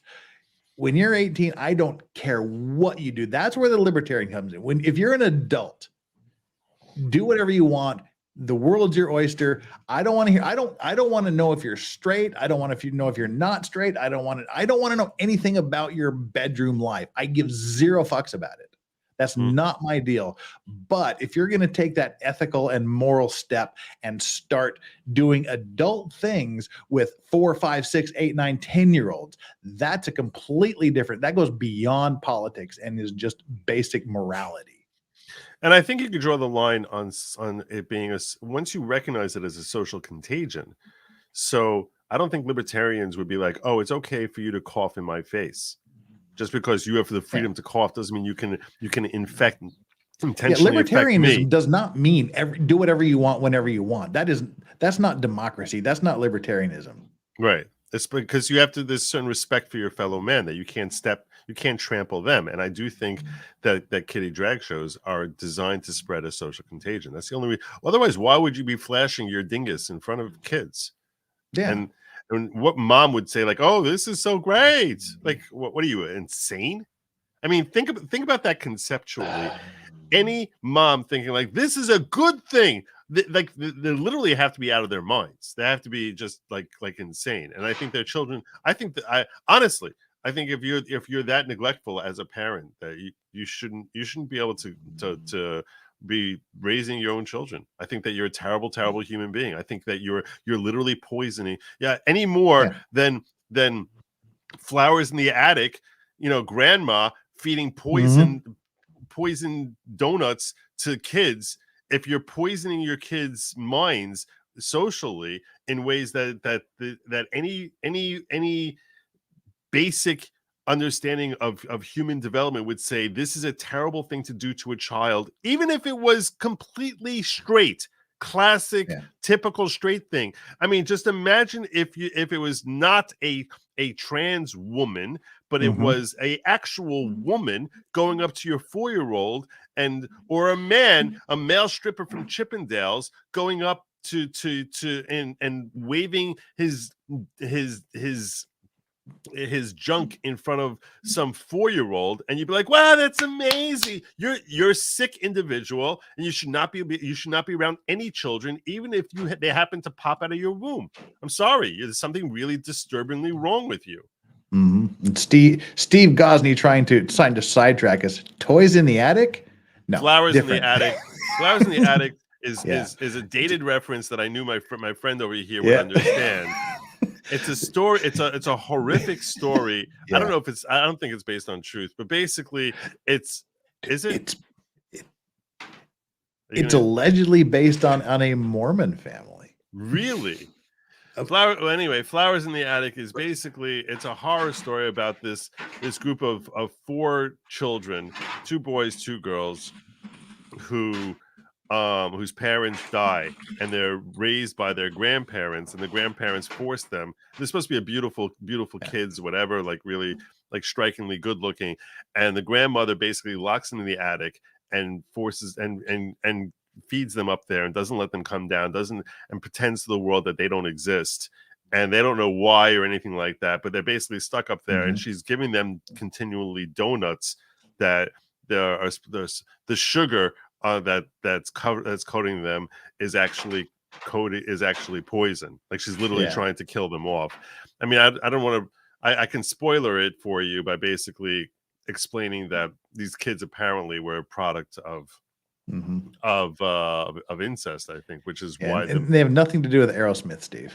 Right, which is why the grandmother basically thought that they were demons and wanted to off them. So. And also, Gosney says, I love every conversation with Joe. Joe and Lorax are my 2 favorites. Oh, thank you. Steve. Thank you. 2 of his favorites. You have to read it like a lawyer. He was careful there. He was wise. Yeah. He's a wise. Yes. 2 of his 10,000 favorites. So. And we have the man of the hour himself here. Let's go, Brandon. We're waiting, Joe. Do you or do you not accept JC? This has become his new thing that he asks me all the time. Dude, what? That's when you go, thank you very much for the money? No. You move on. That is typically how I respond to it when I get that on my channel. I was supposed to meet up with him for drinks. He lives in my state here. Oh, cool. And that never happens. I don't know how to find him. I don't know how to reach him. It's like, you don't find him, he finds you. Yeah, apparently. Guy Vermectin, congrats on 1 year. Thank you so much for that. I appreciate it. It's because of people like Joe. Joe has made this possible. Joe has helped make my 1 year possible. Well, I'm deeply indebted and grateful to you. I think you're giving me far too much credit. I actually would pop in here on Friday, but I'm gonna be. I know I've started doing them in the mornings, and which is your Friday night, which just doesn't work. Right. Because of Let's Go Brandon. Oh, you're saying Saturday morning you do them. It was my Saturday morning, so it's your Friday night. Right. So, Right. Yeah. so next time I get like a Friday night free on a month, we'll do it on Friday, so you can join. That's why I wanted to do this before Friday. So Well, I actually have a very action-packed weekend coming up. What's coming up this weekend? That I can't really. I need to wait. I need to wait till after the weekend before I share this with anyone. Cool. But yeah, good things. Good things. Mandy says Putin hacked the Dallas Cowboys. Oh, she has a thing. She's got a bug up her shorts about the Cowboys. She does. Ocean Away 007. The world is basically a Jerry Springer show at this point. Shake my head. Get to know your neighbor, support local farmers, and stay armed. Amen. And buy Steve Gosney's book, Prepare. He yes, all make those sure issues. he wrote an article about this and a book. Yeah. And Steve's going to be on the 19th, and we're going to talk about Prepare. At least the first section. I have a lot of things that I want to talk to Steve Gosney about the first part of his book, Prepare. I think that if you were a real friend to Steve, because you say I help bring you along, so he's coming up behind you, so you can help bring him along. I think that you should basically help promote his book by basically taking the song "Be Prepared" from The Lion King and and making a promotional video for him. A promotional video. It's like there's not too much Nazi symbolism in that whole song where the hyenas are marching with their hands up there. And I think that would be a phenomenal way to basically be prepared. That's good. That'd be great. It'd be great. You got a little thing of his book up there every time. That'd be amazing. We need to get Charlie D'Angelo on that. We need to get Charlie on that one. Yes. We need to get Charlie on that one. Charlie is awesome. He makes me laugh so hard. God. Thank you so much, Ocean Away. Appreciate that. Salty Doghouse says milk and egg drink chug Jeff and Joe. Oh yeah, fight milk. Fight milk. I had Camelot's fight milk. I had fight milk on Saturday night with Camelot. Joe, you had fight milk? That's really good. That's really good. That's really good. I told him that his voice, I love his accent. That his voice reminds me of that guy Bubba from the opening of the movie Idiocracy, where they talk about, with the guy who's screaming like, "Get your hands off my junk!" It's like, "Get your fingers out of my slobber pocket!" Woohoo! I was like, now, Joe, you seem to kind of be above Camelot. How many slobber pockets did he drop on you during your show? I still don't know what that term means. There we go. Strawberry, bring in the basketball. Yeah, thank you. Yeah. His best angle. So, fight milk's not a bad thing. No, it's really, everyone makes it like it's like it's nothing. It's literally taking a little shot of vodka with milk. You don't notice the egg even. Yeah. Mandy's back.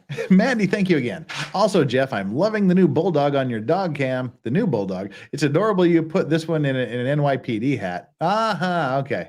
I see what you did there. Nice. The new one. Yeah, that's right. Grizzly Blue. The credit rating of U.S. government would collapse and no one would buy U.S. debt. This would cause the dollar to collapse completely, leading to inflation like you've never seen. Society would fail. Oh, yeah, that's coming. Hello. And then Joe would say, coming. But then what? Right. Joe exactly. would say, but then what? And then, yes, there would be a terrible, terrible 15-year period in our economy. And then... Then we'd start a war to improve the economy. Yeah. And Joe would win. No, I'm not saying that. I'm not saying this is what we should be doing. We should be fiscally responsible. I'm simply saying what I think is inevitably going to happen. I'm not saying, yay, let's do this. I'm simply saying I don't see how this is not one day going to happen. Mm. And that's what they say. Soft men make hard times, and that's going to be hard times. I think we'll see hyperinflation. I think it's going to be disastrous. Greedy Bloke says that's the best Brittany Griner impersonation I've ever seen. That's good. I like that. That was what, my I Camelot? think me doing Camelot. That's good. I like that one.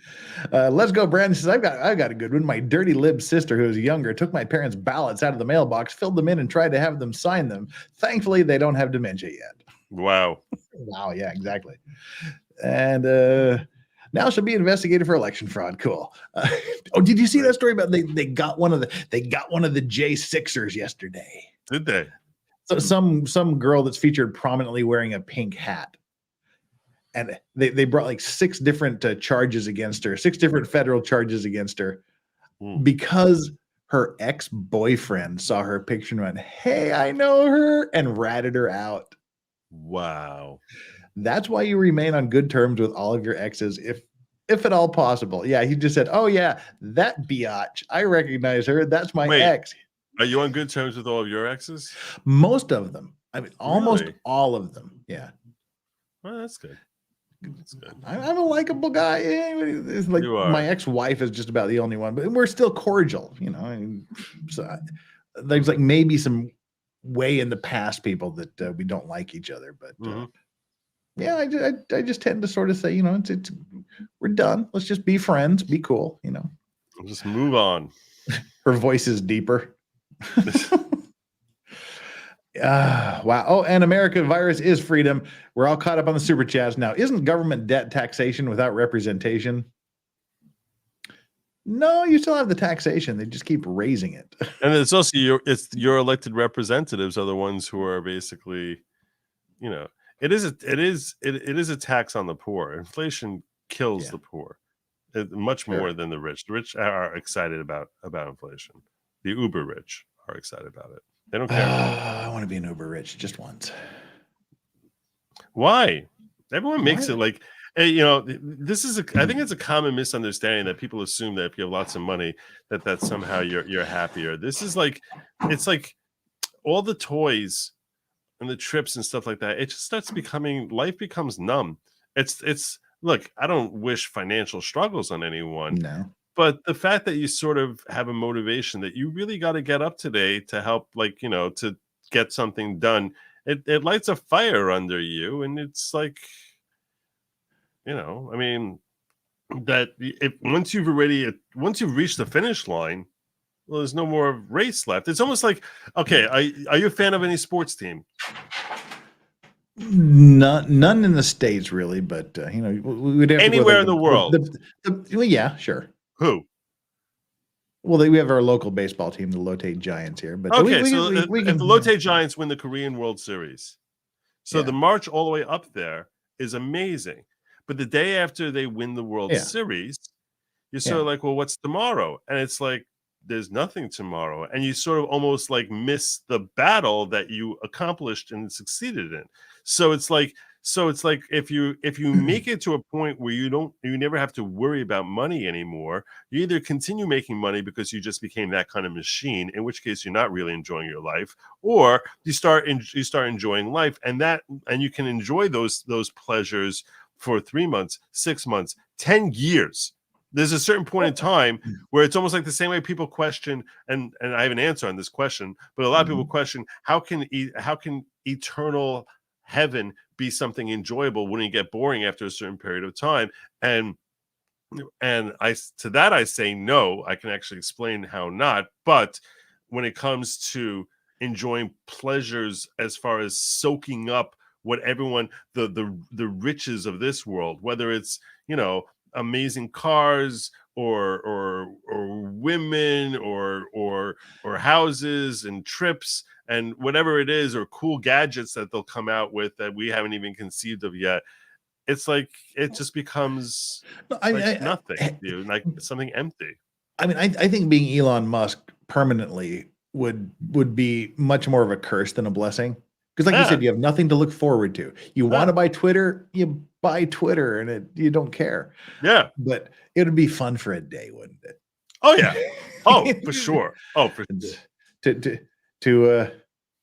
well, as one of the great modern minds of our time, Tavier said, "Is having money such a bad thing? Just curse me a little bit." If I were a rich man, it'd be fun. I was actually singing Fiddler earlier today.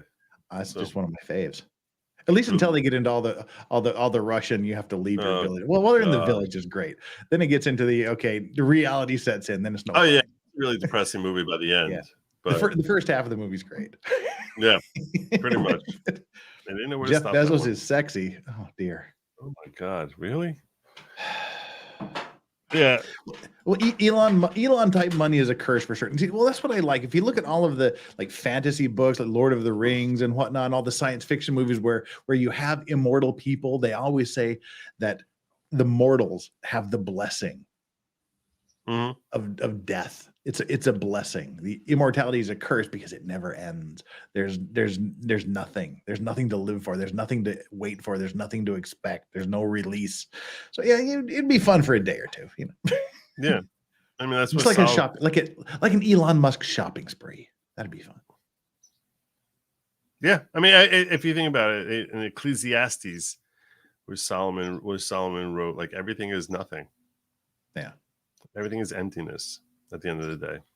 So all we are is dust. That's Kansas, not Solomon. Same thing.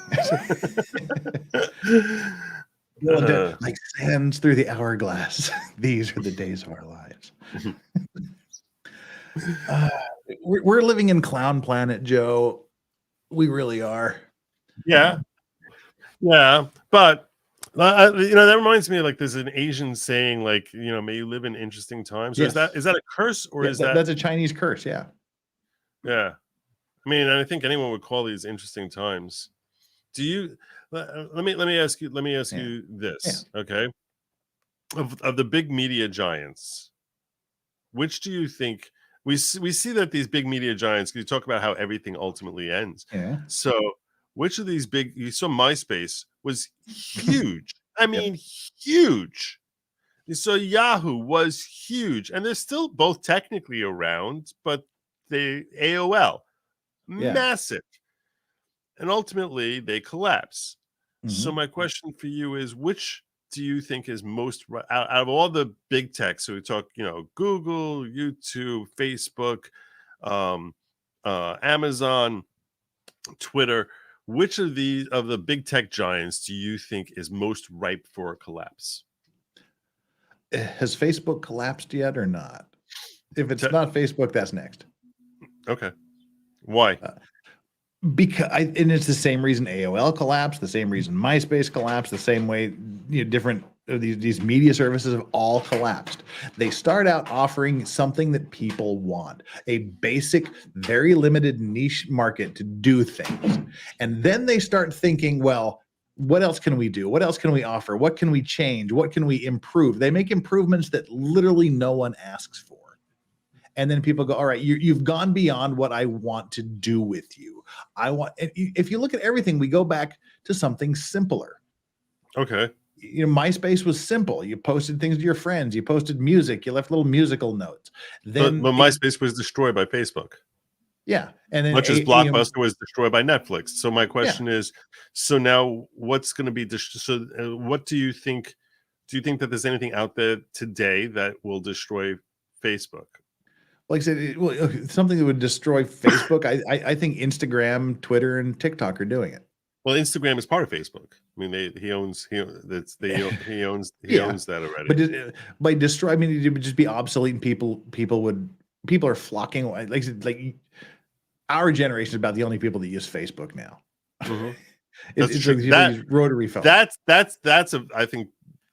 think is a strong argument. I think that Gen Z is like we don't need your stinking Facebook. Yeah. So you want to post pictures, you go to Instagram. You want to post videos, you go to TikTok. You want to do games, you go to Twitch. So that's you actually just made a great point that I hadn't considered, but it was a point that was made to me when I was back in an undergrad, and I was studying advertising, and they made the point that in the 50s and 60s things like Life magazine were very popular, but ultimately they ended up giving way to niche magazines like Sports Illustrated or Field and Stream, and Life was just a general type of topic. And what you're basically saying is Facebook is just too generalized, and kids are like, no, I want to do my pictures here, I want to do my they're used to diversifying their times towards what is my focus right now. Is it watching videos? Is it looking up is it looking up research for school? Is Wikipedia. Right, but is it posting pictures of my friends and family and looking through that, other people's garbage? What is my flavor now? Whereas Facebook is just, it's like you don't know what you're getting when you go in there.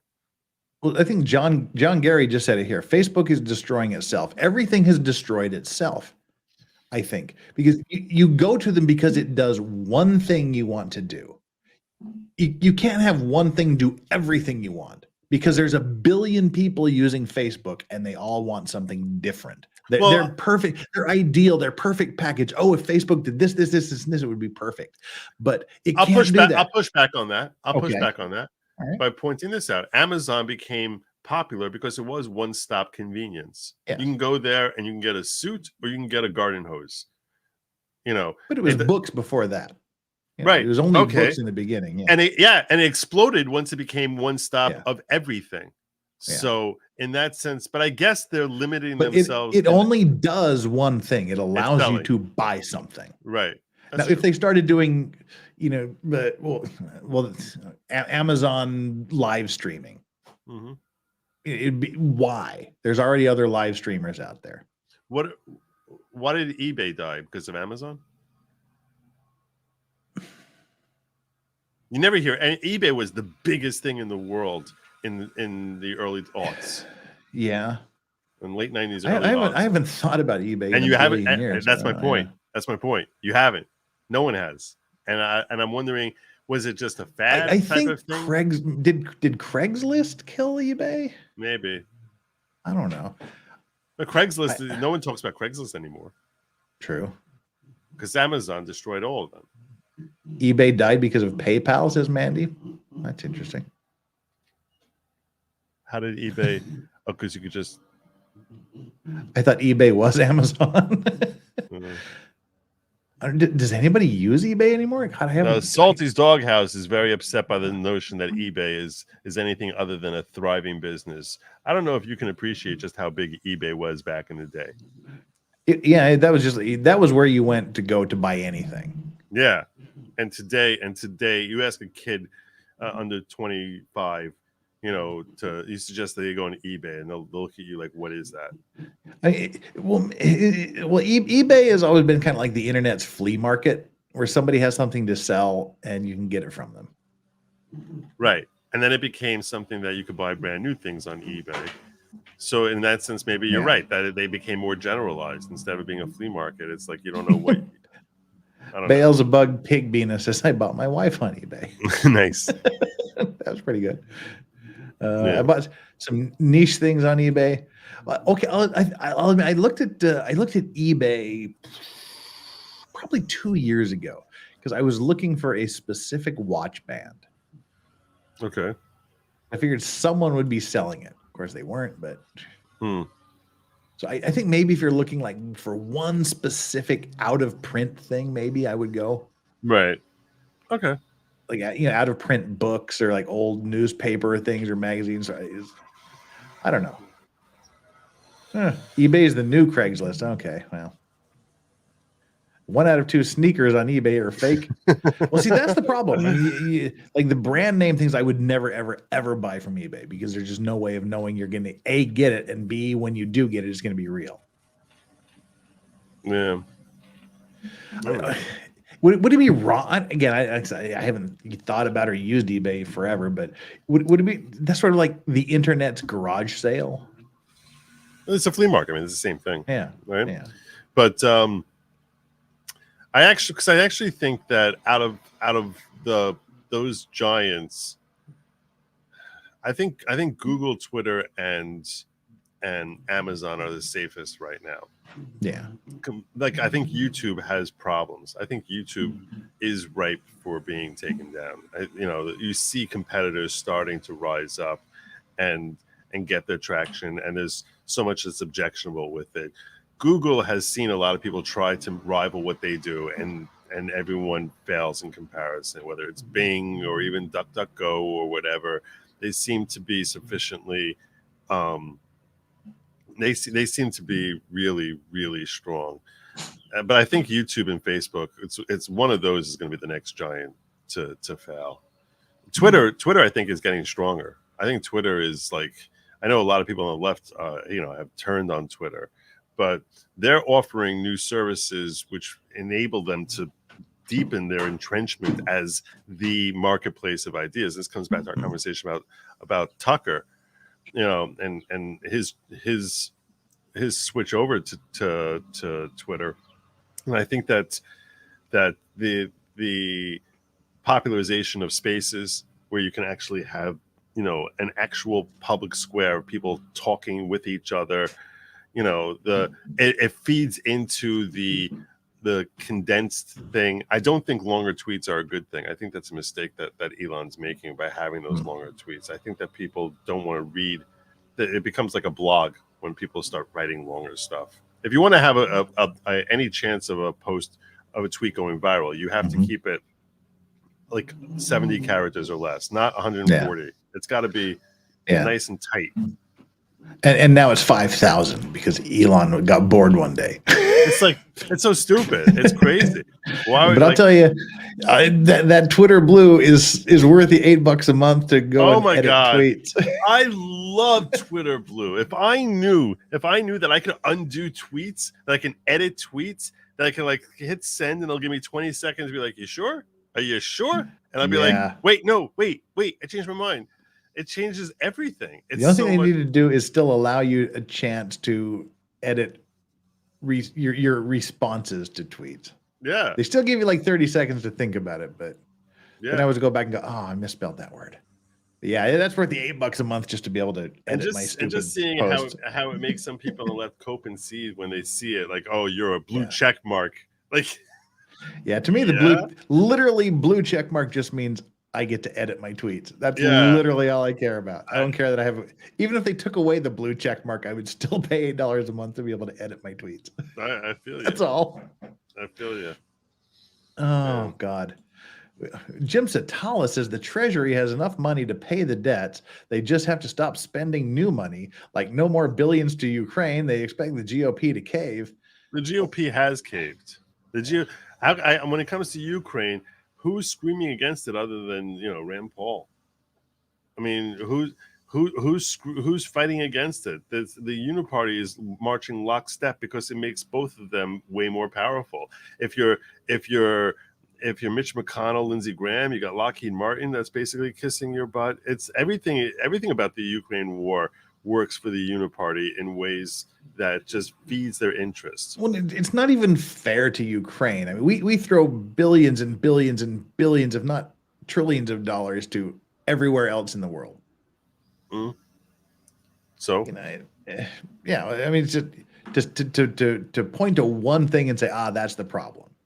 To use that as an example, but there's so much pork barreling and just garbage that goes on. Yeah. I mean, I'm kind of an accelerationist. We can't even appreciate it anymore. That's what I'm saying. We have no idea the value of money. When you talk about that many zeros, people cannot appreciate the significance of the difference between $1 billion and $1 trillion. Well, it's not even appreciating it. We just have no ability to conceive of what $1 trillion really means. Mm-hmm. until you start doing things like if we lined up 1 trillion ping pong balls, it would like go to Jupiter and back or whatever the fuck. Right. Just things Right. like that. That's the only, Right. When they do stuff like that, we're like, okay, here's like, if you can't appreciate like these numbers, like, here's 1,000 balls, like ping pong balls, and like in this large jar, and like 1 million would like fill up my room, and 1 billion would be like my city, and 1 trillion would be like the country. Yeah, 1 trillion grain of sand fills Yankee stadiums. Probably a lot less than that, but who knows? Yeah. American virus is freedom. I mean, they're putting non-voters, i.e., minors, into debt that they didn't vote for. Our Congress that's why has he's voted taxation without representation. Yeah, has voted to spend non-voters' future taxes. Oh yeah, we've been doing that since day one. Really. Yeah, you can blame FDR for all of that. Let's go, Brandon. Joe, I got some projects you can help me with. Really make your day feel purposeful. I don't know what that means. I think that's back when we were talking about money would give your life no purpose. I may be misinterpreting the thing. You can come to work for me. I'll let you cut my grass if that makes you feel like you have a purpose. I think. Don't let me put words in your mouth, Brandon. There, Dana loves Zumba. Offer up and Facebook Marketplace killed Craigslist. Okay, I think I may have actually glanced at Craigslist a few times because it didn't exist when I left the States, and they just don't have it here. So. And can Puppy hear us? No, the dogs can't hear you. They've wandered off somewhere else. So if they ever wander back here in the next few minutes, we'll do it. How are you doing on time, Joe? That was a quick 2 hours. Yeah, I said 2 hours. Yeah, I mean, I can stay a few minutes more. I have the lawnmower in the back. Wednesday is lawn mowing day on my block, so it's and it is one. I've probably got another like 20 minutes in me. Okay, sure. We'll call it 20 minutes here. I did want to get to the Clown World Santos thing here. Oh yes, yeah. I knew there was something we were supposed to be covering. I didn't hear anything about this. So enlighten me as you enlighten your audience. Yeah, where did we go here? I haven't read this either. This just came up they've got the whole thing here. How long is it? All right, let me pull this up so y'all know what I'm talking about. So I don't just look at it myself. No, we don't need settings. Wrong one. Present screen. Representative George Santos charged with 13 counts. What do we got here? They've got the whole long ass and 20 pages worth of it. We're not going to read that. Wow. Where is he being charged?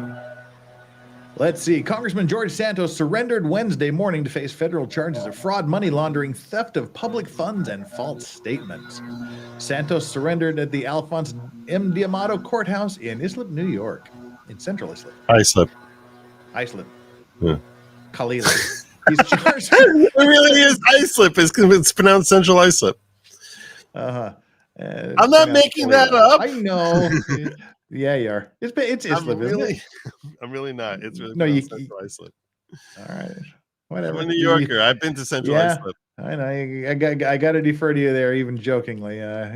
Santos Sorrento, he's charged with 7 counts of wire fraud, 3 counts of money laundering, 1 count of theft of public funds, and 2 counts of making materially false statement to the House of Representatives. Wow. Is that a crime to make false statements to the House of Representatives? I guess it is. If they've charged him with it. Yeah. So wait, which jurisdiction? So he's in Southern District of New York. Scroll up on the complaint. Oh no, on the complaint. Yeah. Long Island. Eastern District of New York. Oh yeah, that makes sense. District, yeah. Central Islip would be Long Island. So that would make sense. The Southern and Eastern districts are basically the New York is split into the Western, Northern, Central, Eastern, and Southern districts of New York. And Southern District is like basically Manhattan. I think the Bronx is part of Southern District. And when you talk about Brooklyn, Queens, and Long Island, so that's Eastern District. And the rest of the state is Northern and Western. So is there like districts, a crazy and non-crazy delineation between the districts? I would tell you that Southern District of New York is where all the action tends to be, but he's representing Long Island, so that makes sense that they're in the Eastern District. But yeah, either one of them, you're dealing with basically a bunch of hardcore liberal New Yorkers. So, and frankly, let's face it, this is the sort of thing I sort of feel like I find myself when I talk about politics dancing with this problem a lot. Is that like sometimes, and we saw this, and I sort of felt this like with the whole that ugly shooting that happened in Allen, Texas this week, where it's like, yeah, you know what?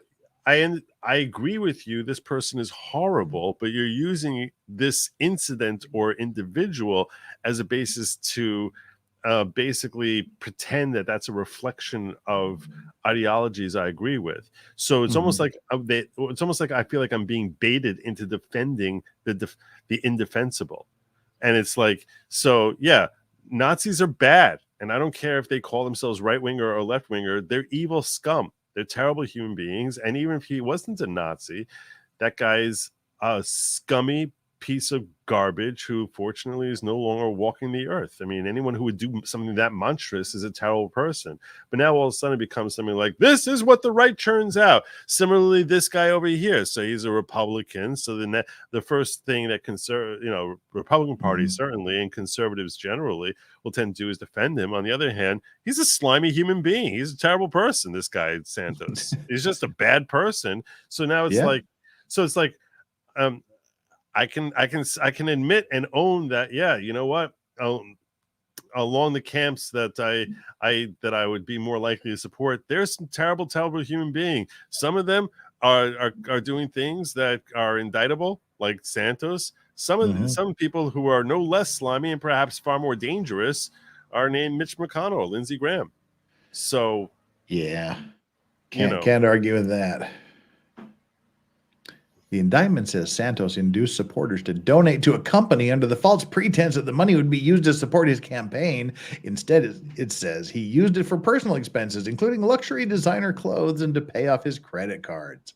That's not good. Well, Santos, it's not like he was paying off. It was part of a business thing when he was working for Shearson Lehman.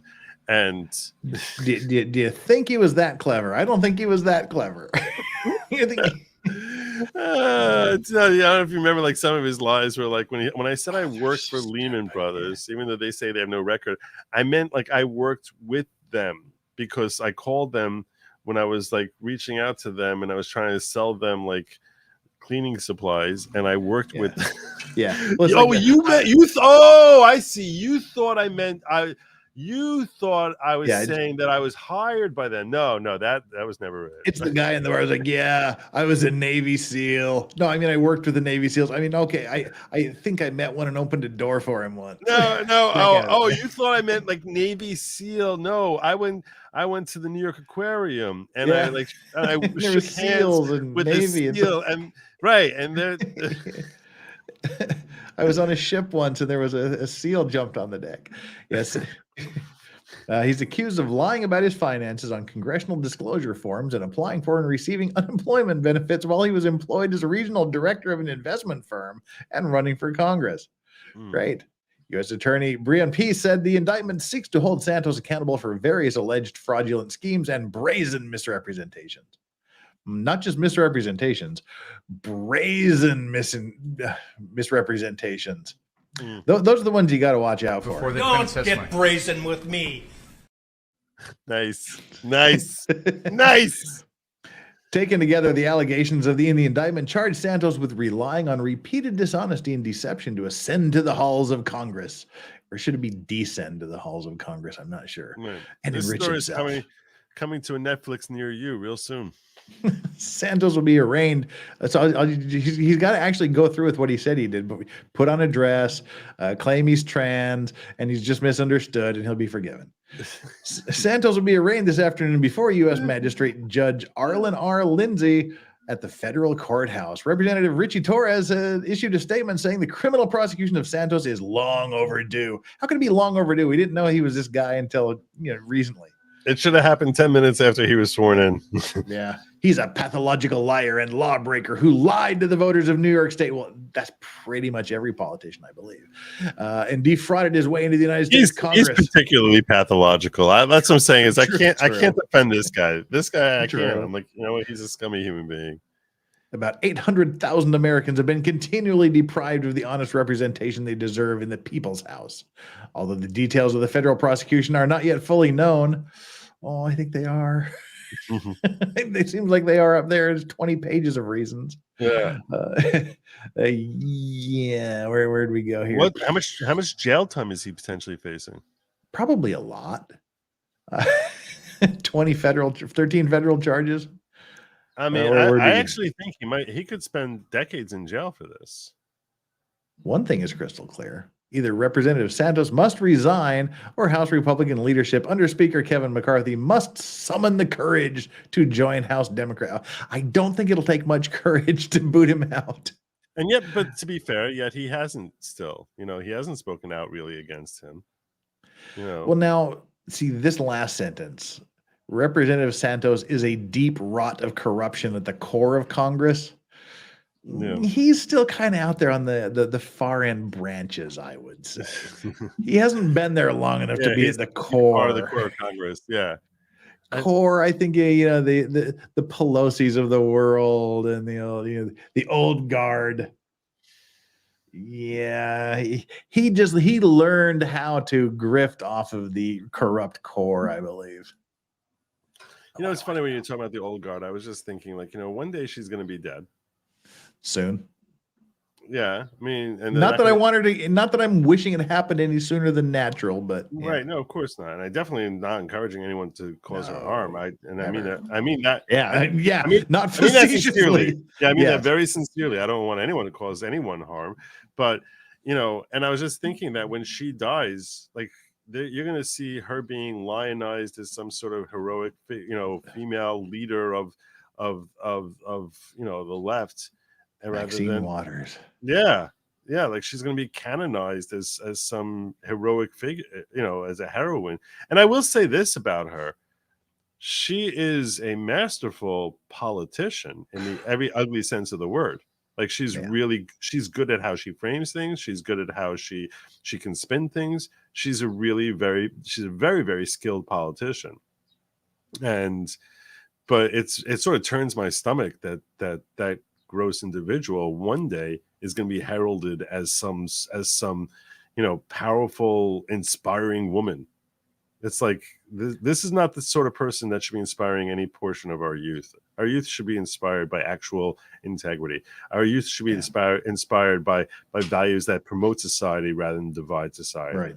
And unfortunately, I think one of the sad things about our society today is that they've been so confused about what is considered healthy values, what is considered something to respect and revere versus something to be held in disdain, where they're taught that compassion, that compassion for people, that compassion means being nice to people, when sometimes compassion actually means giving them a little bit of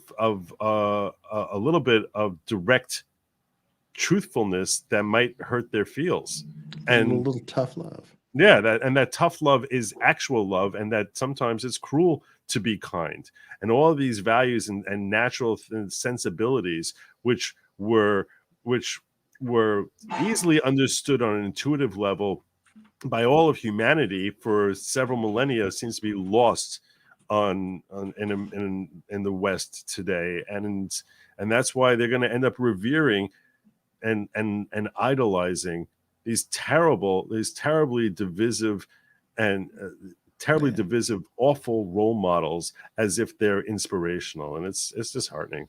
Yeah, sorry for that downer.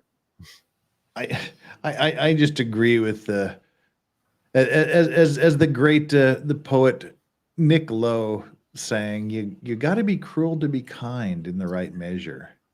To be cruel to be kind. It's a very, very, very good sign. Cruel to be kind means I love you, baby. You got to be cruel to be kind.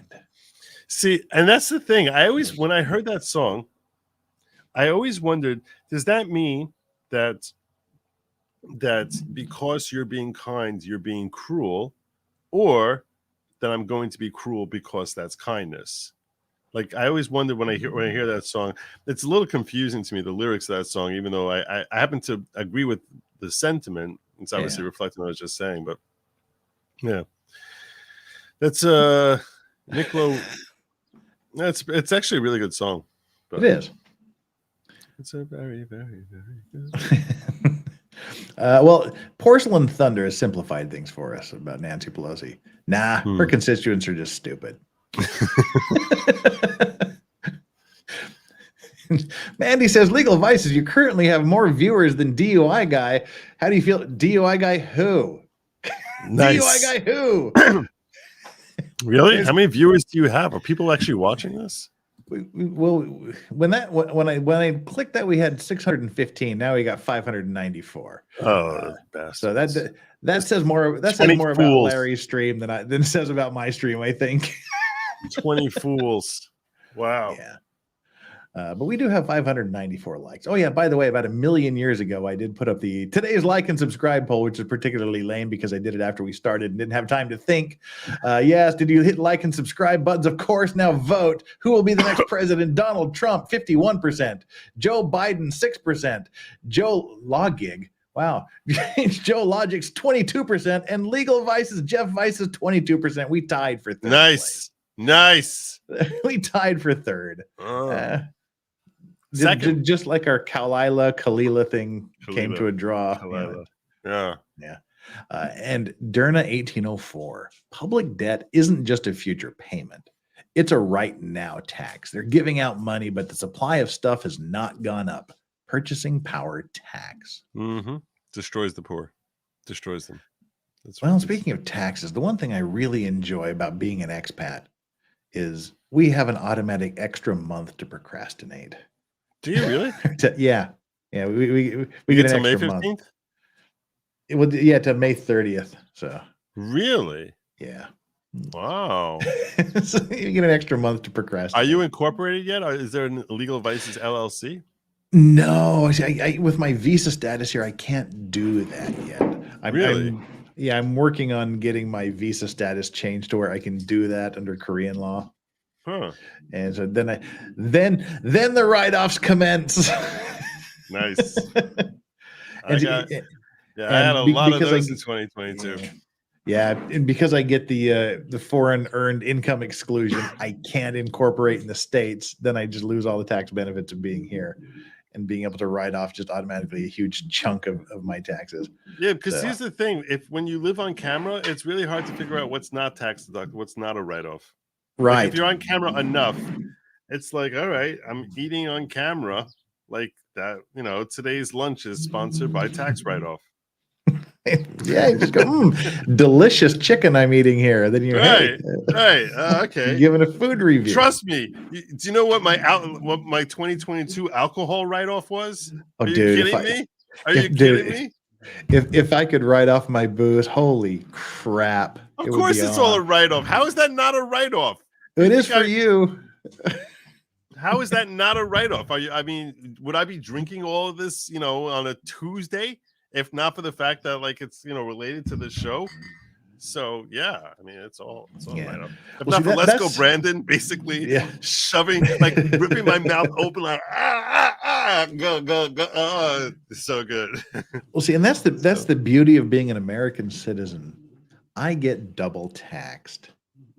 I pay Korean taxes and U.S. taxes. The only developed country on earth that does that. USA. You're doing it all wrong. You're doing it all wrong. You're doing it all wrong, brother. Yeah, well, I'm trying to do it right. It just takes a while.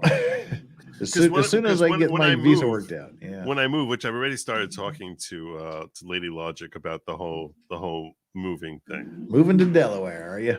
Not Delaware. No. So she was talking about Florida. I've been inspired a little bit by North Carolina because now they're actually trying to embrace school vouchers. So that's definitely something I can see. When Southern Law, the guy Southern Law? Yeah. Right. So when he was on my show, he was talking about that, and he was telling me how they're looking to pass a bill now to have school vouchers in North Carolina. And I said, you do that, dude, you're going to have such an influx of ortho Jews just flooding down there. They will be flooding down. They'll start with the Chabad houses from the Chabad, and then you're just going to see an influx of ortho Jews. But it's good because you know what? We don't commit violence, so that'll be good. We pay taxes, and but can you imagine a generation from now? All the ortho Jews speaking with that North Carolina accent. There. Oh my God, that'd be so great! That'd be so great. Speaking Yiddish with the Southern accent. Oh my God. Oy vey. I would do that when my Korean friends will go to study for a year in Australia, and you get this Korean that comes back speaking English with an Australian accent. You're like, that just doesn't look right. Those sounds shouldn't be coming out of your mouth. It's just odd. I mean, it'll be weird also because the South has guns, and that scares us. We don't. That really freaks us out. We're like, oh my God, there's guns. But so then we might have to overcome that aversion because that's part of the way. That's part of the way of life there. But I'll tell you right now, if they get school vouchers, you should start investing in North Carolina. That place is going to start hopping because whenever Jews move into a town, the property values just go right through the roof. Become North Florida. Oh my God, seriously. Like in the neighborhood I'm in now, like, over the last 15 years, like my house went up like 5 times its value. It's what I paid for it. So. Well, there's an interesting note to end on. Yeah, it's good for everyone. Joe, what you got coming up? Give us your weekend preview. So tonight I plan on basically spending 2 hours watching Tim Pool destroy that guy from Surf and Turf or whatever, the leftist, which apparently was hilarious. I've seen some clips of it and it was hilarious. And I was like, no, yeah. So I was that's gonna be tonight's viewing, which I'm gonna basically be doing. I'm gonna basically be doing that this weekend. Like I said, I have this whole family thing that I'm gonna be dealing with over this weekend. So, but I will tell you that I'm anticipating having some really cool announcements coming up over the weekend, which I'll drop in my locals first, which is goodlogic.locals.com. And you don't have to pay to just, get updates. I have some added content that I throw on there, but I urge everyone to check it out. And if you can't afford to pay it, that's my rule when it comes to locals. I don't want to be pricing anybody out. So yeah, you can follow for free. You can sub up for something like $5 a month or $50 a year. And if you can't afford the $5 a month, I don't want anyone to be priced down. I understand some people, unfortunately, really cannot afford that. And I don't want people to pay money they can't afford. My standing rule is if you cannot afford it, I will cover it and give you complete access. You just tell me, hey, Joe, I can't afford it. If you can take care of it, I'm not going to ask for your tax returns or anything. Boom, I'll give you a promo code. I feel like I talk about things philosophically that are designed to help people. Mm-hmm. And if I can help one extra person out there, I don't care about the stinking $5. I just really want to help people. So check out goodlogic.locals.com. And I need to have you back on my show soon, brother, because you do. I missed this. This is good. And Flux says, wait, can I write off my Pib Extra? Just drink it on stream. Yes. And talk about how delicious it is. Do a review. My God. Yeah. Sure. If you do it right, you have to, do it right. Consult a tax attorney. There you go. God forbid anything I say is legal advice. I got to figure out how to get sponsorship from these folks. It's got to come. Yeah, you need to go like Lagavulin and get like they did with Nick Offerman. You need like a Joe Neerman. Yeah. Cal Lila. Yeah. All right, my brother. That'd be your thing, like how to pronounce it. Yeah, and for me, what do we got coming up tomorrow? Aussie Overlord. What was that? Oh, sweet. Yeah, Hayden will be here tomorrow. We're not going to have an O.J. Simpson trial this week.